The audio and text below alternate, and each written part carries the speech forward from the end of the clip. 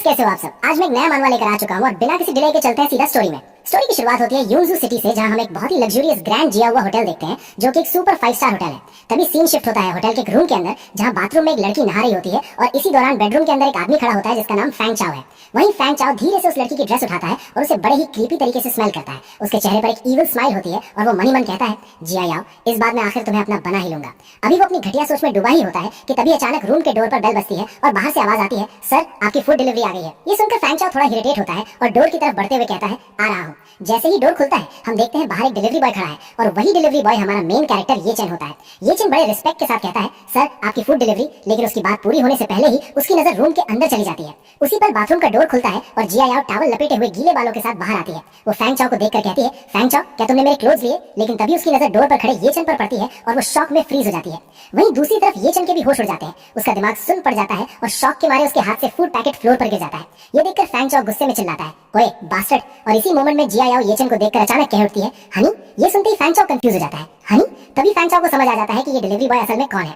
वो ये चेन को ऊपर से नीचे तक घूरता है और एक मॉकिंग स्माइल के साथ कहता है, जिया याओ तो तुम्हारा यूजलेस हस्बैंड एक फूड डिलीवरी वाला निकला। वो हंसते हुए अपनी किस्मत पर प्राउड फील करता है और मनी मन कहता है, मुझे यकीन नहीं हो रहा कि मैंने वैंग जिया याओ के निकम्मे हस्बैंड से ऑर्डर किया। इसी वक्त ये चेन का गुस्सा फाइनली फूट पड़ता है और वो सीधा जिया याओ की आंखों में देखते हुए अपने दिल का दर्द बयान करता है, वैंग जिया याओ, मैं तुम्हारे वैंग फैमिली में 3 साल तक रहा, दिन में 3 बार तुम्हारे फैमिली को खाना खिलाया। वो आगे कहता है, डॉग की गंदगी साफ की, कैट को खाना दिया। मैं ये नहीं कहूंगा कि ये मुश्किल था, लेकिन कम से कम मैंने तुम्हारे साथ सही किया। उसकी आवाज और भारी हो जाती है जब वो कहता है, इन पिछले 3 सालों में तुमने मुझे अपना हाथ तक छूने नहीं दिया।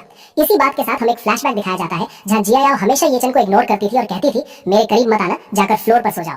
फ्लैशबैक से वापस आते ही ये चेन गुस्से और दर्द में चिल्लाता है, मुझे हमेशा लगता था तुम प्रिंसिपल्स वाली वुमन हो, लेकिन आज तुम किसी और आदमी के साथ मजे कर रही हो। वो आंखों में आंसू लिए पूछता है, तुमने ऐसा क्यों किया? लेकिन जिया याओ के चेहरे पर जरा सी भी शर्म नहीं होती और वो ठंडे टोन में कहती है, क्यों? क्योंकि मेरा हस्बैंड सिर्फ एक ऑर्डिनरी फूड डिलीवरी वाला है। वो प्राउडली फैंग चाओ की तरफ इशारा करती है और कहती है, क्या तुम जानते हो ये कौन है? इन्वेस्टमेंट फर्म के सीईओ फैंग चाओ, फैंग फैमिली के यंग मास्टर, यूनजू की फर्स्ट क्लास फैमिली, जिनकी एसेट्स करोड़ों में है।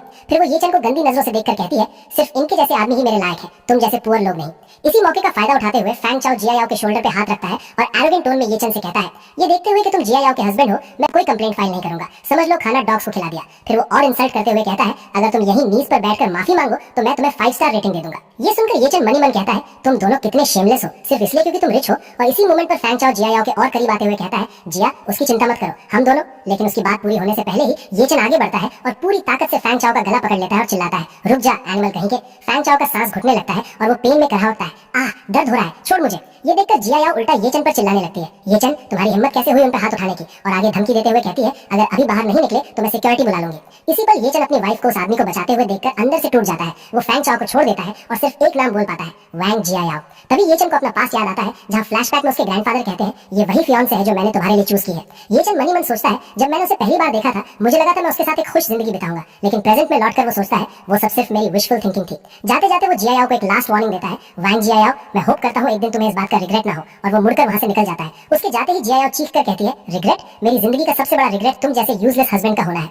इसके बाद सीन चेंज होता है और हम बाहर आते हैं जहां ये चेन अपनी स्कूटी पर बैठता है और तभी उसका फोन बजता है। वो फोन उठाता है और भारी आवाज में कहता है, हेलो तुआन तुआन डिलीवरी। और फोन के दूसरी तरफ से एक ओल्ड मैन की शांत लेकिन रिस्पेक्टेबल आवाज आती है जो कहता है, थर्ड मास्टर, वांग फैमिली के लिए घर जमाई के रूप में आपका 3 इयर्स का कैरेक्टर ट्रायल आज ऑफिशियली खत्म होता है। ये सुनते ये चेन थोड़ा सा चुप हो जाता है और ओल्ड मैन आगे बोलता है, अगला ट्रायल एक बिजनेस ट्रायल है। ओल्ड मास्टर ने पहले ही हुआ शेंग ग्रुप को एक्वायर कर लिया है और आपको उसका चेयरमैन बनाने का अरेंजमेंट भी हो चुका है। और इसी मोमेंट पर क्लियर हो जाता है कि ये चेन कोई ऑर्डिनरी डिलीवरी बॉय नहीं बल्कि एक बिलियनियर एयर था जो सिर्फ एक टेस्ट से गुजर रहा था। ये चेन के फेस के एक्सप्रेशन धीरे धीरे चेंज होते हैं, उसका गुस्सा शांत हो जाता है और वो काम टोन में कहता है, ठीक है मैं समझ गया। इतना कहने के बाद ओल्ड मैन थोड़ी हिचकिचाहट के साथ पूछता है, ओल्ड मास्टर ये भी जानना चाहते हैं कि आप यंग मैडम के साथ कैसे रह रहे हैं? क्या हमें उन्हें फॉर्मली ये फैमिली में एक्सेप्ट कर लेना चाहिए और एयर्स में से एक बनाना चाहिए? ये सुनते ये चेन का चेहरा सख्त हो जाता है और बिना सोचे वो तुरंत जवाब देता है, कोई जरूरत नहीं है, वो इस वर्थ नहीं है। और इतना कहकर वो फोन कट कर देता है। इसके बाद सीन शिफ्ट होता है रात के 8 बजे युनजाओ के सिनचैंग रेजिडेंशियल कम्युनिटी में, जहां हम एक तरफ जिया याओ को देखते हैं और दूसरी तरफ ये चेन को जो अपना लगेज पैक कर रहा होता है। तभी जिया याओ वहां आ जाती है और ठंडे और सार्कास्टिक टोन में कहती है, क्या तुम घर से भागने की सोच रहे हो? क्या ये सच में वर्थ इट है इतनी छोटी सी बात के लिए? उसकी बात सुनकर ये चेन रुक जाता है और उससे सीधा सवाल करता है, तुम्हें लगता है चीटिंग सिर्फ एक छोटी सी बात है? ये चेन के सवाल पर जिया याओ को जरा भी शर्म महसूस नहीं होती, बल्कि वो और ज्यादा एटीट्यूड दिखाते हुए कहती है, तो क्या हुआ? क्या तुम मुझसे ये एक्सपेक्ट कर रहे हो कि मैं तुमसे सॉरी मांगू? फिर वो एहसान जताते हुए आगे बोलती है, तुम हमारा खाना खाते हो, हमारा पानी पीते हो और हमारे घर में रहते हो, भले ही मैंने तुम्हारे साथ कुछ गलत किया हो तो मैं वो टॉलरेट करना ही पड़ेगा। इतनी शेमलेस बातें सुनकर ये चेन का पेशेंस फाइनली टूट जाता है और वो गुस्से में चिल्लाता है, वांग जिया याओ, मैंने तुम्हारे वांग फैमिली को 3 साल तक टॉलरेट किया है। तुम्हारे मॉम डैड ने मुझे अनगिनत बार पब्लिकली इंसल्ट किया और मारा है और मैंने एक बार भी पलटकर जवाब नहीं दिया।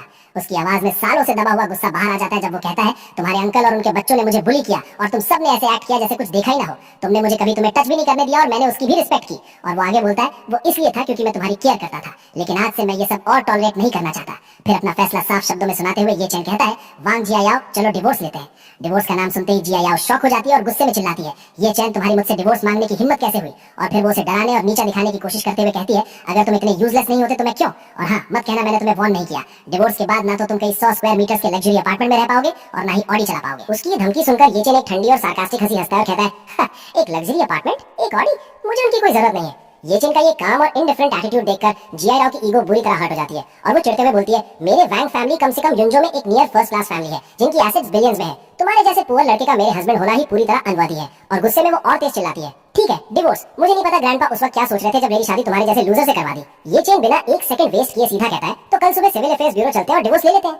लेकिन तभी जियायाओ थोड़ा रुककर बोलती है, कल नहीं हो पाएगा। कल मेरी ग्रैंडमा का 80th बर्थडे है और पूरी फैमिली को सुबह 10 बजे से पहले उनके घर पर गैदर होना है। फिर वो बात आगे बढ़ाते हुए कहती है, और ये डिसीजन पिछली जनरेशन ने लिया था, मुझे पहले अपनी फैमिली के साथ इस पर डिस्कस करना पड़ेगा। ये सुनकर ये चैन सिर्फ इतना कहता है, तो जितनी जल्दी हो सके अपनी फैमिली को एक्सप्लेन कर देना, मैं तुम्हारे कॉल का वेट करूंगा। ये कहकर वो अपना बैग उठाता है और बिना पीछे देखे निकलने लगता है। पीछे से जियायाओ पागलों की तरह चिल्लाती है, बैस्टर्ड, लूजर, तुम मुझे डिवोर्स देकर पक्का रिग्रेट करोगे। बस कुछ ही दिनों में तुम रेंगते हुए वापस आओगे और मुझसे भीख मांगोगे। लेकिन ये चैन उसकी बातों को कंप्लीटली इग्नोर करके घर से बाहर निकल जाता है जहां तेज बारिश हो रही होती है। वो बारिश में खड़ा होता है कि तभी उसका फोन बजता है। वो कॉल उठाता है और कहता है, हेलो। और दूसरी तरफ से वही ओल्ड मैन बोलता है, यंग मास्टर, कार कॉर्नर के पास आपका वेट कर रही है। ये सुनते ही ये चैन मुड़कर देखता है, वहाँ एक नहीं बल्कि ब्लैक रोल्स रॉयस का पूरा कॉन्वॉय खड़ा होता है। हर गाड़ी के पास ब्लैक सूट में बॉडीगार्ड्स खड़े होते हैं जो ये चैन को देखते ही एक साथ झुककर जोर से बोलते हैं, यंग मास्टर। बारिश और तेज हो जाती है तो एक बॉडीगार्ड आगे बढ़कर अम्ब्रेला ऑफर करता है, यंग मास्टर अम्ब्रेला। लेकिन ये चैन उसे मना कर देता है और कहता है, कोई जरूरत नहीं, रेन मेरा माइंड क्लियर करने में मदद करती है। तभी दूसरा बॉडीगार्ड आगे बढ़कर ये चैन के शोल्डर्स पर एक महंगा कोट डाल देता है और जैसे ही वो कोट पहनता है उसका पूरा ऑरा बदल जाता है। फिर वो हैवी वॉइस में सिर्फ एक ऑर्डर देता है, चलो। और जैसे ही कॉन्वॉय मूव करता है आसपास खड़े लोग ये सीन देखकर शॉक हो जाते हैं। क्राउड में से आवाजें आती हैं, वाओ रोल्स रॉयस। और कोई और चिल्लाता है, ये सब रोल्स रॉयस है, ये क्या हो रहा है?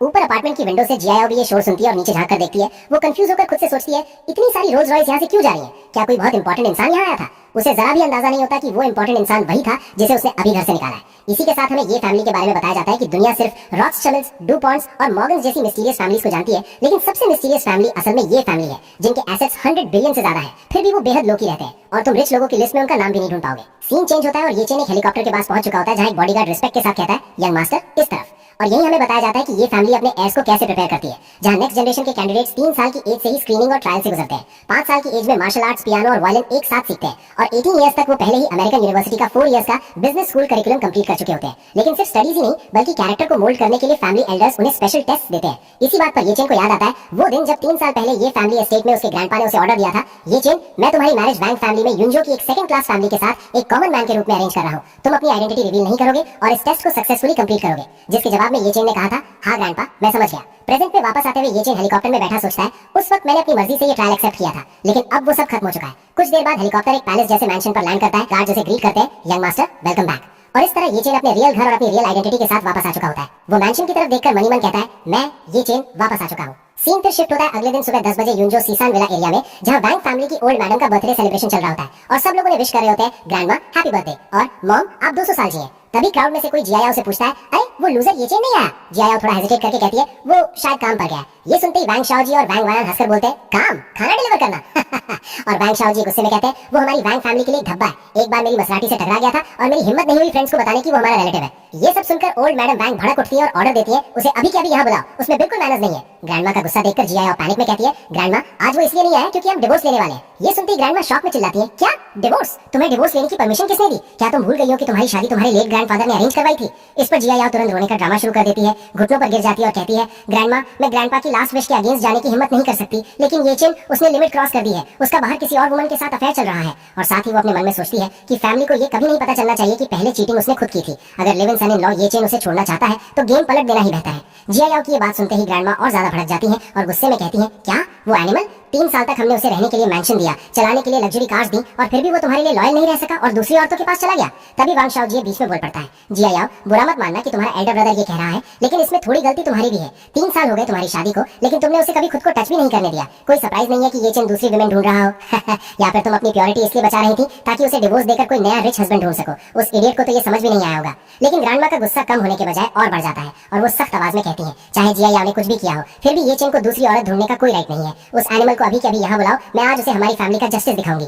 ग्रैंडमा का ऑर्डर सुनते ही जिया याओ डरते हुए हाँ हाँ कहती है और तुरंत फोन मिलाती है। कॉल कनेक्ट होते ही ये चेन दूसरी तरफ से पूछता है क्या बात है, और जिया याओ अकड़ के कहती है ग्रैंडमा तुम्हें यहाँ बुलाना चाहती है। लेकिन ये चेन बिना सोचे सीधा जवाब देता है नहीं आ रहा, और इतना कहकर फोन कट कर देता है। ये देखकर जिया याओ गुस्से से भर जाती है और मन ही मन सोचती है इसने मेरे फेस पर फोन कट करने की हिम्मत कैसे की। फिर वो ग्रैंडमा को बताती है वो नहीं आ रहा। ये सुनते ही ग्रैंडमा का टेम्पर पूरी तरह से हाई हो जाता है और वो गुस्से में कहती है एक घर जमाई की औकात डॉग से ज्यादा नहीं होती, और फिर भी इतनी हिम्मत की टेंट्रम्स दिखाए। शाओजी तुम जाओ और उसे पकड़कर मेरे पास ले आओ। शाओजी खुश होते हुए कहता है ठीक है, और मन में सोचता है कि ये चेन को फिर से पीटने का परफेक्ट मौका है। ये कहकर वो वहां से निकल जाता है। शाओजी के जाने के बाद ग्रैंडमा सब लोगों को एड्रेस करती हैं और कहती हैं मैंने आज सबको जल्दी इसलिए बुलाया है क्योंकि कल ही हुआशिंग ग्रुप में एक नया चेयरमैन आया है। किसी को नहीं पता वो कौन है और कहां से आया है। फिर वो समझाती हैं अभी हम 70 मिलियन की एक फाइनेंसिंग डील नेगोशिएट कर रहे हैं, लेकिन कॉन्ट्रैक्ट अभी तक साइन नहीं हुआ है। तुम सब जानते हो कि हमारी डिंगचिंग रियल एस्टेट हमेशा हुआशिंग ग्रुप के साथ कोलैबोरेट करती आई है, इसलिए हुआशिंग ग्रुप के नए चेयरमैन के साथ अच्छे रिलेशंस बनाना हमारी वांग फैमिली के फ्यूचर के लिए सबसे इंपॉर्टेंट है। वहीं दूसरी तरफ सीन शिफ्ट होता है जहां हम ये चेन को देखते हैं और उसका बॉडीगार्ड थोड़ा कंफ्यूज होकर पूछता है यंग मास्टर आप अभी भी कुरियर के कपड़े क्यों पहने हुए हैं। इस पर ये चेन शांत टोन में जवाब देता है आज कुरियर के तौर पर मेरे कॉन्ट्रैक्ट का लास्ट डे है, मैंने जो शुरू किया था उसे खत्म करना चाहता हूँ। और मन ही मन सोचता है कि अभी अपनी आइडेंटिटी बताने का वक्त नहीं आया। दुश्मन को खुले में देखना ज्यादा इजी होता है जब मैं अंधेरे में रहूं। तभी अचानक उसका फोन बजता है और वहीं हम वांग शाओ जी को अपनी कार में ये चेन को लेने आता हुआ कॉल पर बोलता है हेलो ये चेन, मैं वांग शाओ जी बोल रहा हूँ, कहाँ हो तुम, चलो बात करते हैं। और ये चेन बिना डरे कामली जवाब देता है मैं लुवियान रेजिडेंशियल कम्युनिटी में खाना डिलीवर कर रहा हूँ। वांग शाओ जी ठंडी हंसी के साथ कहता है ओ मैं बस अभी वहाँ आ रहा हूँ, मेरा वेट करना। और कुछ ही देर बाद शाओ जी अपनी कार को फुल स्पीड में लाता है, ये चेन के पास आकर जोर से ब्रेक्स मारता है, फिर कार का ग्लास नीचे करके एटीट्यूड के साथ कहता है गाड़ी में बैठो, ग्रैंडमा तुमसे मिलना चाहती है। ये सुनते ही ये चेन बिना रुके सीधा जवाब देता है भले ही तुम्हारी ग्रैंडमा वांग जिया याओ के लिए बैक करे कोई फायदा नहीं है, मैं ये डिवोर्स लेकर ही रहूंगा। ये चेन की बात सुनते ही शाओ जी भड़क उठता है और गुस्से में चिल्लाता है क्या तुम पागल हो गए हो, मेरी ग्रैंडमा तुमसे बैक करेंगी, वो तुम्हें फैमिली जस्टिस देना चाहती है। इस पर ये चेन कामली पूछता है फैमिली जस्टिस किस बेसिस पर। ये सवाल सुनते ही शाओ जी और भड़क जाता है और उंगली उठाकर ब्लेम लगाता है किस बेसिस पर, तुमने बाहर एक फकिंग वुमन ढूंढी है, चाहे जो भी हो वांग जिया याओ अभी भी वांग फैमिली की मेंबर है, तुमने वांग फैमिली के साथ गलत किया है इसलिए तुम मरने के लायक हो। ये सुनते ही ये चंद धीरे से अपना हेलमेट उतारता है और सरप्राइज के साथ पूछता है मैंने बाहर वुमन ढूंढी है, क्या वांग जिया याओ ने ये कहा। और अगले ही पल वो अपनी हंसी रोक नहीं पाता और जोर से हंसता है उसकी हंसी देखकर शाओजी चिढ़कर पूछता है तुम हंस क्यों रहे हो। तभी ये चन का फेस एकदम सीरियस हो जाता है और वो मन ही मन गुस्से में कहता है वांग जिया याओ वो शेमलेस औरत, लोगों को बुली करने की भी एक लिमिट होती है। ये चन के इस बदलते हुए ऑरा को देखकर शाओजी के दिल में थोड़ा सा डर पैदा हो जाता है और वो मन ही मन सोचता है ये क्या हो रहा है। ये चन का एक्सप्रेशन सडनली इतना स्कैरी क्यों हो गया, जैसे कोई सुपीरियर सबको नीचे देख रहा हो। लेकिन फिर वो खुद को समझाता है नहीं मैं पक्का गलत देख रहा हूँ, इस यूजलेस ट्रैश के पास ऐसी औरत कैसे हो सकती है। और फिर वो अपना एटीट्यूड वापस लाते हुए ऑर्डर देता है ट्रैश जल्दी कार में बैठो, पहले होटल के एंट्रेंस पर जाकर नीज पर बैठना, बर्थडे बैंक्वेट खत्म होने के बाद अपनी पनिशमेंट एक्सेप्ट करना और फिर डिवोर्स के लिए ग्रैंडमा के इंस्ट्रक्शन सुनना। शाओ जी की बकवास सुनते ही ये चन सीधा मना कर देता है मैंने कहा मैं नहीं जा रहा। ये सुनते ही शाओ जी कार का डोर खोलकर बाहर निकलता है और थ्रेटन करता है लगता है तुम्हारी स्किन में फिर से इचिंग हो रही है। और वो येचन पर अटैक करने के लिए आगे बढ़ता है मैं मारूंगा, लेकिन उसके हाथ उठने से पहले ही येचन घूमकर एक जोरदार किक उसके फेस पर मारता है जिससे शाओ जी पेन में चिल्लाता है आह और गुस्से में बोलता है तुम ट्रैश, तुमने वापस फाइट करने की हिम्मत की। इतना कहकर वो अपनी पॉकेट से एक नाइफ निकाल लेता है और चीखता है मैं ग्रैंडमा के लिए फैमिली जस्टिस एग्जीक्यूट करूंगा, मैं तुम्हें काट कर मार दूंगा। और ये कहते ही वो नाइफ से तेज अटैक्स करने लगता है स्विश स्विश स्विश, लेकिन येचन बड़ी आसानी से उसके सब अटैक्स डॉज करता है और एक प्रिसाइज हिट से उसके हाथ पर मारकर नाइफ गिरा देता है। इसके तुरंत बाद येचन उस पर पंचेस की बारिश कर देता है और शाओ जी के फेस को बुरी तरह पीट देता है। कुछ ही सेकंड्स में शाओ जी जमीन पर गिर जाता है और दर्द से चिल्लाता है आओ आओ।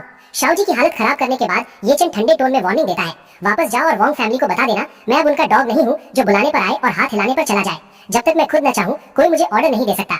जमीन पर पड़े शाओ जी गुस्से में चिल्लाता है तुम live in son in law, बस रुक जाओ। सीन शिफ्ट होता है और हम वानहाउ होटल का नजारा देखते हैं। वहाँ ओल्ड मैडम मैंग वेट कर रही होती है और तभी यहाँ पे साओ जी भी आ जाता है और ये देखकर वो हैप्पी होते हुए कहती है साओ जी हमेशा की तरह एफिशिएंट है।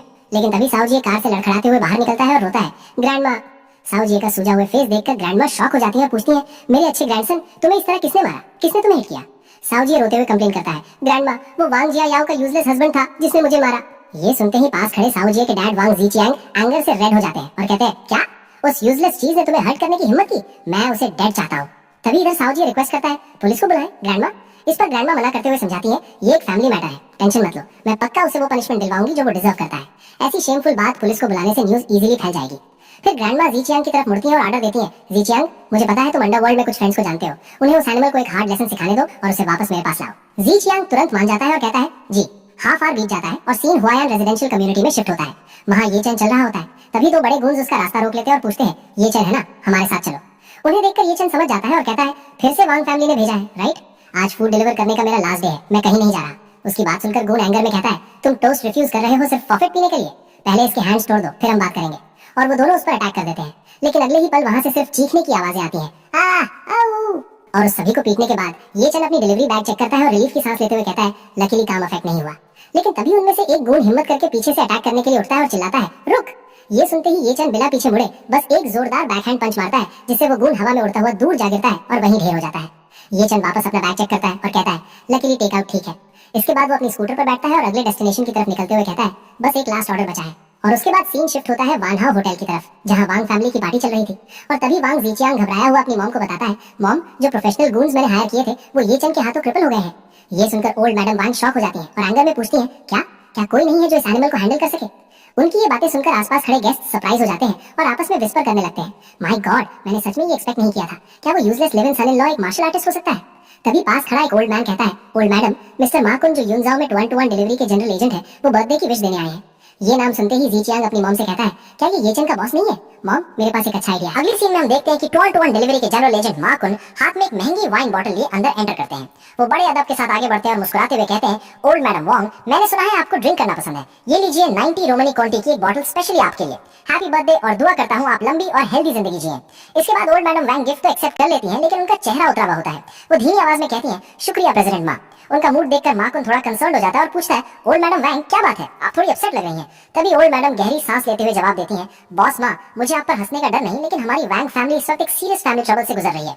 उसके बाद बात को आगे बढ़ाते हुए जीचियांग बीच में बोल पड़ता है, क्या आपको ये चन याद है, मेरे छोटे भाई के फैमिली का वो घर जमाई? ये सुनकर मा कुन थोड़ा हैरान हो जाता है और तुरंत पूछता है, आप कह रहे हो कि उस घर जमाई ने सिर्फ चीट ही नहीं किया बल्कि आपके यंग मास्टर को जख्मी भी कर दिया? इसके बाद मा कुन मन ही मन सोचता है, उस घर जमाई की इतनी हिम्मत कैसे हुई वांग फैमिली को प्रवोक करने की। फिर वो अफसोस भरे टोन में कहता है, अफसोस की बात है यूनजो में मेरे ज्यादा कनेक्शंस नहीं है, वरना मैं खुद उस एहसान फरामोश बेकार इंसान को सबक सिखाता। ये सुनते ही जीचियांग जल्दी से कहता है, नहीं नहीं बॉस माँ, आप बहुत हम्बल हैं, आप इस मामले में एक्चुअली मदद कर सकते हैं। फिर वो थोड़ा आगे झुककर कहता है, वो कमीना आपका एम्प्लॉय है, 2-on-2 डिलीवरी में काम करता है। ये सुनकर मा कुन पूरी तरह शॉक हो जाता है, क्या ये चन 2-on-2 डिलीवरी का एम्प्लॉय है? सच्चाई कंफर्म होते ही उसके चेहरे पर एक कॉन्फिडेंट स्माइल आ जाती है और वो कहता है, प्रेसिडेंट वांग, ये मामला अब मुझ पर छोड़ दीजिए। इसके बाद मा कुन तुरंत अपना फोन निकालता है और कॉल लगाता है, हेलो लिटिल चाय, चेक करो ये चन की एम्प्लॉय आईडी और उसकी करंट लोकेशन। फिर शातिर मुस्कान के साथ ऑर्डर देता है, गुड, उसे तुरंत एक ऑर्डर असाइन करो, location one how grand hotel. 15 minute बाद हम ये चन को होटल के बाहर पहुंचते हुए देखते हैं। वो फोन पर कहता है, मिस्टर मा, आपका फूड डिलीवरी आ चुका है, मैं वान हाउ होटल के एंट्रेंस पर हूँ। दूसरी तरफ से मा कुन ठंडे टोन में कहता है, अंदर लेकर आओ। ये चन होटल को देखकर थोड़ा सस्पिशियस हो जाता है और मन ही मन सोचता है, वान हाउ ग्रैंड होटल यूनजो का बेस्ट बर्थडे बैंक्वेट होटल है, वांग जिया याओ की पूरी फैमिली यहीं होगी। फिर वो फोन पर पोलाइटली कहता है, होटल पॉलिसी के अकॉर्डिंग डिलीवरी ड्राइवर्स को अंदर अलाउ नहीं होता, प्लीज आप बाहर आकर ले लीजिए। इधर अंदर खड़ा मा कुन जो ओल्ड मैडम के साथ होता है, फोन पर कहता है, ठीक है, एंट्रेंस पर वेट करो, और फोन काट देता है। तभी बाहर खड़ा ये चन अचानक कई फुटस्टेप्स की आवाज सुनता है और समझ जाता है, डैम इट, ये एक ट्रैप है।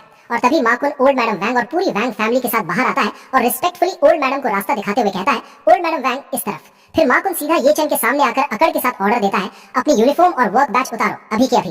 कंफ्यूज ये चन पूछता है, तुम्हारा क्या मतलब है? उसके कंफ्यूजन का मजाक उड़ाते हुए शाओजी जोर से हंसता है और कहता है, इडियट, क्या तुम जानते हो ये कौन है? ये तुम्हारे टॉप बॉस है, मा कुन, 2-on-2 डिलीवरी के जनरल एजेंट। तभी मा कुन धमकी भरे टोन में कहता है, अगर तुम्हें यकीन नहीं तो मैं मैनेजर कई से कॉल करवा देता हूँ। इसी वक्त ये चन का फोन बजता है और कॉल उठाते ही दूसरी तरफ से मैनेजर चिल्लाता है, ये चन, तुमने प्रेसिडेंट मा को कैसे ऑफेंड कर दिया? तुम ऑलरेडी फायर हो चुके हो। मैनेजर की बात सुनकर ये चन का गुस्सा और डिसअपॉइंटमेंट दोनों साथ फूट पड़ते हैं और वो मन ही मन सोचता है, मैं अपना डिलीवरी करियर पीसफुली खत्म करना चाहता था, लेकिन इस बास्टर्ड ने सब बर्बाद कर दिया। तभी मा कुन चीखता है, जल्दी करो, कपड़े उतारो, तुम फायर्ड हो। और प्रेशर बनाते हुए जोर से बोलता है, स्ट्रिप, सब उतार दो। गुस्से में ये चन अपनी जैकेट उतार देता है। ये देखकर शाओजी ये वीडियो रिकॉर्ड करते हुए जोर जोर से हंसता है और कहता है, हाँ हाँ हाँ, बिल्कुल कुत्ते जैसा लग रहा है। उसके बाद जिचियांग भी आगे आता है और ताना मारता है, बेकार चीज, अब कहाँ गई तुम्हारी एरोगेंस? मेरे बेटे को मारने की हिम्मत की थी ना? ये चन उन सबको इग्नोर करते हुए कामली कहता है, बॉस माँ, सुना है इस साल आपका 2-on-2 डिलीवरी के साथ एजेंसी कॉन्ट्रैक्ट एक्सपायर हो रहा है। ये सुनकर मा कुन शौक और गुस्से दोनों में आ जाता है। मन ही मन सोचता है, इसे कैसे पता, लेकिन ऊपर से एटीट्यूड दिखाते हुए कहता है, इससे तुम्हारा क्या लेना देना? और फिर ये चन डिक्लेयर करता है, रिन्यूअल डिस्कस करने के लिए कैपिटल जाने की जरूरत नहीं है, तुम अब एजेंट नहीं रहोगे। ये सुनते ही मा कुन भड़क उठता है और चिल्लाकर कहता है, तुम समझते क्या हो खुद को? तुम कहते हो मैं एजेंट नहीं बन सकता, तो मैं एजेंट नहीं बन सकता। क्या तुम जानते हो 2-on-2 डिलीवरी के सीईओ के साथ मेरे रिलेशंस कितने टाइट हैं? तभी वहां बैठी ओल्ड मैडम वांग बीच में इंटरफेयर देती हैं और एंगर से चीखती हैं, ये चन, एनिमल, नीज पर बैठो। वो सबके सामने अनाउंस करती हैं, आज सभी गेस्ट्स के सामने मैं तुम पर फैमिली जस्टिस एग्जीक्यूट करूंगी। पहले तुमने चीट किया और जिया याओ के साथ गलत किया, फिर तुमने मेरे ग्रैंडसन को मारा। लेकिन ये चन उनकी बात मानने से साफ इनकार कर देता है और पलट कर जवाब देता है, ओल्ड थिंग, ड्रीम्स देखती रहो, मैं क्यों नीज पर बैठूं? ये चन की बदतमीजी देखकर ओल्ड मैडम उसे पुरानी बात याद दिलाती है। 3 इयर्स पहले जब तुमने हमारी वांग फैमिली में मैरिज की थी, तुमने पर्सनली प्रॉमिस किया था। मैं तुमसे पूछती हूँ, क्या तुम्हारा वो पुराना प्रॉमिस अभी भी काउंट करता है? एक बार तुमने वांग फैमिली के लिए कुछ हार्मफुल किया तो तुम मेरी वांग फैमिली का जस्टिस एक्सेप्ट करोगे। इस पर ये चेन बिना डरे चेस्ट चौड़ा करके कहता है, जो मैं ये चेन कहता हूँ वो नेचुरली काउंट करता है। उसकी ये बात सुनते ही ओल्ड मैडम तुरंत ऑर्डर देती है, अच्छा मेरी वांग फैमिली का जायंट ड्रैगन रूलर लेकर आओ। जिस पर जी चियांग तुरंत कहता है जी। अगले ही पल एक चमचमाता हुआ गोल्ड का ड्रैगन रूलर लाया जाता है। इस कैरी वेपन को देखकर बताया जाता है कि इस चीज से फेस पर मार खाने से कम 3 डेज तक पेन होता है। कुछ और हिट्स और फेस सड़ जाएगा। रूल। ओल्ड मैडम एंगर में जी चियांग को ऑर्डर देती है, मेरे लिए इसे 20 टाइम्स मारो। और जी चियांग रूलर हाथ में लेते हुए कहता है जी। तभी जिया याओ के डैड वांग जीवान आगे आते हैं और कहते हैं, मॉम ये मेरी गलती थी कि मैं अपने सन इन लॉ को ढंग से डिसिप्लिन नहीं कर पाया, मुझे पर्सनली इसे लेसन सिखाने दीजिए। लेकिन उसी वक्त जिया याओ आती है और अपने डैड के हाथ से वो रूलर छीन लेती है और कहती है, मुझे करने दीजिए, वो मेरा हस्बैंड है, मुझे उसे मारने दीजिए। और गाइस, इस मनहुआ के चैप्टर्स अभी तक इतना ही आया था और ये मनहुआ कैसा है कमेंट करना और बताना, और तब तक के लिए बाय बाय। तो कहानी वहीं से आगे बढ़ती है जहाँ पिछले एपिसोड में हमने छोड़ा था। माहौल पूरी तरह गर्म था क्योंकि जिया याओ गुस्से में वो जायंट ड्रैगन रूलर अपने हाथ में लेकर येचन को सबक सिखाना चाहती थी। लेकिन ये सीन देखकर येचन एक अलग ही मूड में नजर आता है। उसके चेहरे पर एक सार्कास्टिक स्माइल आ जाती है और वो सीधा जिया याओ की हिपोक्रेसी पर वार करता है। वो ताना मारते हुए कहता है कि पहले तुमने चीट किया, ऊपर से मुझे ही चीटिंग के लिए फ्रेम किया, क्या ये सब काफी नहीं था जो अब तुम मेरे मुंह पर थप्पड़ भी मारना चाहती हो। ये बोलने के बाद वो रुकता नहीं है बल्कि अपने सार्काज़म का लेवल और बढ़ा देता है। वो बड़े ही कड़वे शब्दों में कहता है, वाह गुड वाइफ, मैंने सच में एक ऐसी गुड वाइफ से शादी की है जो सदियों में मुश्किल से मिलती है। ये चेन की ये कड़वी सच्चाई सुनकर जिया याओ को मिर्ची लग जाती है और वो गुस्से में करके मुंह फेर लेती है। लेकिन अगले ही पल अपनी ईगो को सेटिस्फाई करने के लिए और वहां मौजूद लोगों के सामने अपनी पावर दिखाने के लिए वो जोर से ऐलान करती है कि ये उसका हस्बैंड है और अगर कोई इसे मारेगा तो वो हक सिर्फ उसका है। अपने इस एक्शन को जस्टिफाई करते हुए वो मन ही मन सोचती है कि आखिर ये चेन उसका आदमी है, वो दूसरों को उसे कैसे मारने दे सकती है, क्योंकि अगर कोई और उसे मारेगा तो ये इनडायरेक्टली उसके खुद के मुंह पर थप्पड़ होगा। जिया याओ अभी अपनी ये जस्टिफिकेशन दे ही रही थी कि तभी सिनेरियो चेंज होता है। अचानक पास खड़ा शाओ जिए आगे लपकता है और बिना किसी वार्निंग के झटके से जिया याओ के हाथ से वो ड्रैगन रूलर छीन लेता है। उसका गुस्सा अब कंट्रोल से बाहर हो चुका था। वो लाल होकर येचन पर चिल्लाता है, येचन साले कुत्ते। हथियार हाथ में आते ही शाओ जिए का कॉन्फिडेंस आसमान छू लेता है और वो पूरी ताकत से येचन की तरफ बढ़ता है। वो धमकी देता है कि तेरी हिम्मत कैसे हुई मुझे मारने की, देख आज मैं तेरा चेहरा कैसे बिगाड़ता हूँ। वो रूलर हवा में लहराते हुए येचन पर हमला कर देता है, लेकिन इससे पहले कि वो रूलर येचन को लगती, कहानी में एक ट्विस्ट आता है। येचन बिजली की तेजी से उसका हाथ हवा में ही पकड़ लेता है। इस पॉइंट पर शाओ जिए अभी कुछ समझ पाता या रिएक्ट कर पाता उससे पहले ही येचन पलटवार करते हुए एक जोर का थप्पड़ सीधा शाओ जिए के मुंह पर जड़ देता है। ये थप्पड़ इतना जोरदार था कि शाओ जिए दर्द से चीख पड़ता है। ये नजारा देखकर वहां मौजूद सारे गेस्ट शॉक हो जाते हैं। किसी को यकीन नहीं होता कि वैंग फैमिली के घर जमाई ने सच में वैंग फैमिली के ही पोते पर हाथ उठा दिया। लोग आपस में फुसफुसाने लगते हैं कि ओ माय गॉड ये क्या हो गया। अपने पोते को पिटते देख ओल्ड मैडम वैंग का गुस्सा हाई लेवल पर पहुंच जाता है। वो चीख पड़ती है, बास्टर्ड तुझे अंदाजा भी है कि यहाँ कितने ब्यूरो चीफ्स और डायरेक्टर्स मौजूद हैं। वो येचन को कॉन्सिक्वेंसेस याद दिलाते हुए डराती है कि वो लोग तुझे यहीं स्पॉट पर अरेस्ट कर सकते हैं और जेल में डाल सकते हैं। इतनी बड़ी धमकी सुनने के बावजूद येचन बिल्कुल रिलैक्स खड़ा रहता है। वो बड़े ठंडे दिमाग से जवाब देता है कि मुझे लगता है यहाँ मौजूद सारे गेस्ट ने साफ साफ देखा होगा, वो वैंग शाओ जिए था जिसने पहले मुझ पर वेपन से अटैक किया। अपनी सफाई देते हुए वो क्लियर करता है कि मैं तो बस सेल्फ डिफेंस कर रहा था। तभी भीड़ में से एक गेस्ट आगे आता है और सिचुएशन को और कॉम्प्लिकेट करते हुए कहता है कि लेकिन तुमने अभी कहा था कि तुम वैंग फैमिली का जस्टिस मानने को तैयार हो, पर जब पनिश होने की बारी आई तो तुम अपनी बात से पलट गए। वो आदमी येचन को जज करते हुए सवाल उठाता है कि इतना अनरिलायबल होना क्या तुम्हें लगता है ये किसी मर्द को शोभा देता है। उसकी हाँ में हाँ मिलाते हुए बाकी गेस्ट भी बोल पड़ते हैं कि बिल्कुल सही, ये बंदा अपनी बात का पक्का नहीं है।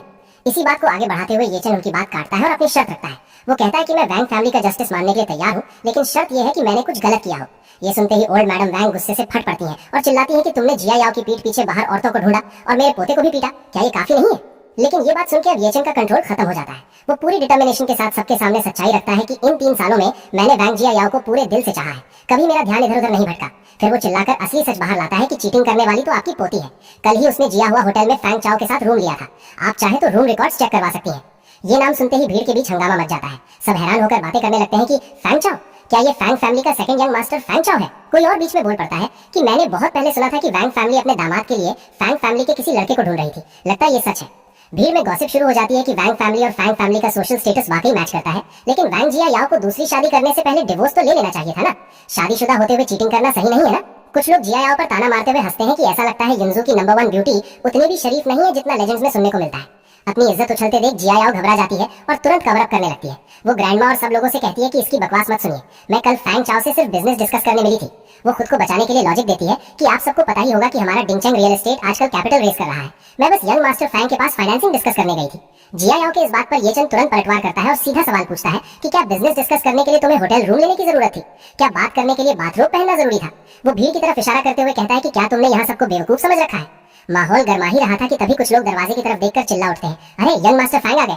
एक और आदमी हंसता और कहता है परफेक्ट टाइमिंग, शैतान का नाम लिया और शैतान हाजिर। फैंग चाओ वहां पहुंचता है और पूछता है कि यहाँ सबके साथ क्या चल रहा है। फैंग चाओ को देखते ही जिया याओ दौड़कर उसके पास जाती है और बेचारी बनने का नाटक करते हुए कहती है कि यंग मास्टर फैंग, हमारा ये घर जमाई जबरदस्ती मुझ पर इल्जाम लगा रहा है कि मेरा आपके साथ अफेयर चल रहा है। वो रिक्वेस्ट करते हुए उससे कहती है कि जल्दी से सबको बता दीजिए कि कल मैं सच में आपसे बिजनेस डिस्कस करने ही आई थी। जिया याओ की बात सुनकर फैंग चाओ मन ही मन गुस्से से उबल पड़ता है। वो सोचता है कि ये सॉफ्ट राइस खाने वाले बेकार आदमी ने सच में इतने लोगों के सामने मेरा और वैंग जिया याओ का मैटर खोल दिया। लेकिन ऊपर से शांत रहते हुए वो भीड़ को संभालता है और कहता है कि आप सब लोग प्लीज इस बेकार आदमी ये चन की बातों पर ध्यान मत दीजिए। जिया याओ और मैं इनोसेंट है। वो सफाई देते हुए बोलता है कि कल ये मेरे पास बस एक डॉक्यूमेंट डिलीवर करने आई थी। फिर वो पूरी अकड़ के साथ ये चन की तरफ मुड़ता है और चैलेंज करता है कि ये चन, तुम कह रहे हो कि मेरा जिया याओ के साथ अफेयर है, लेकिन क्या तुम्हारे पास कोई वीडियो या फोटो एविडेंस है? ये बोलते हुए वो मन ही मन खुश होता है क्योंकि उसे पता है सबूत मिट चुके हैं। वो सोचता है कि और जो एक रिकॉर्डिंग इसे प्रूव कर सकती थी वो मैंने अपने कनेक्शंस यूज करके डिलीट करवा दी है। वो कॉन्फिडेंट होकर सोचता है कि कल होटल में ये चन ने अपना फोन निकालकर फोटो या रिकॉर्डिंग नहीं की थी। वो देखना चाहता है कि ये live in son in law आखिर कहना क्या चाहता है। अपनी बात को और स्ट्रॉन्ग करने के लिए फैंग चाओ सबके सामने एक नई कहानी बनाता है। वो कहता है कि दोस्तों, ये चन मेरे बारे में ये झूठी अफवाह एक्चुअली एक दूसरी वजह से फैला रहा है।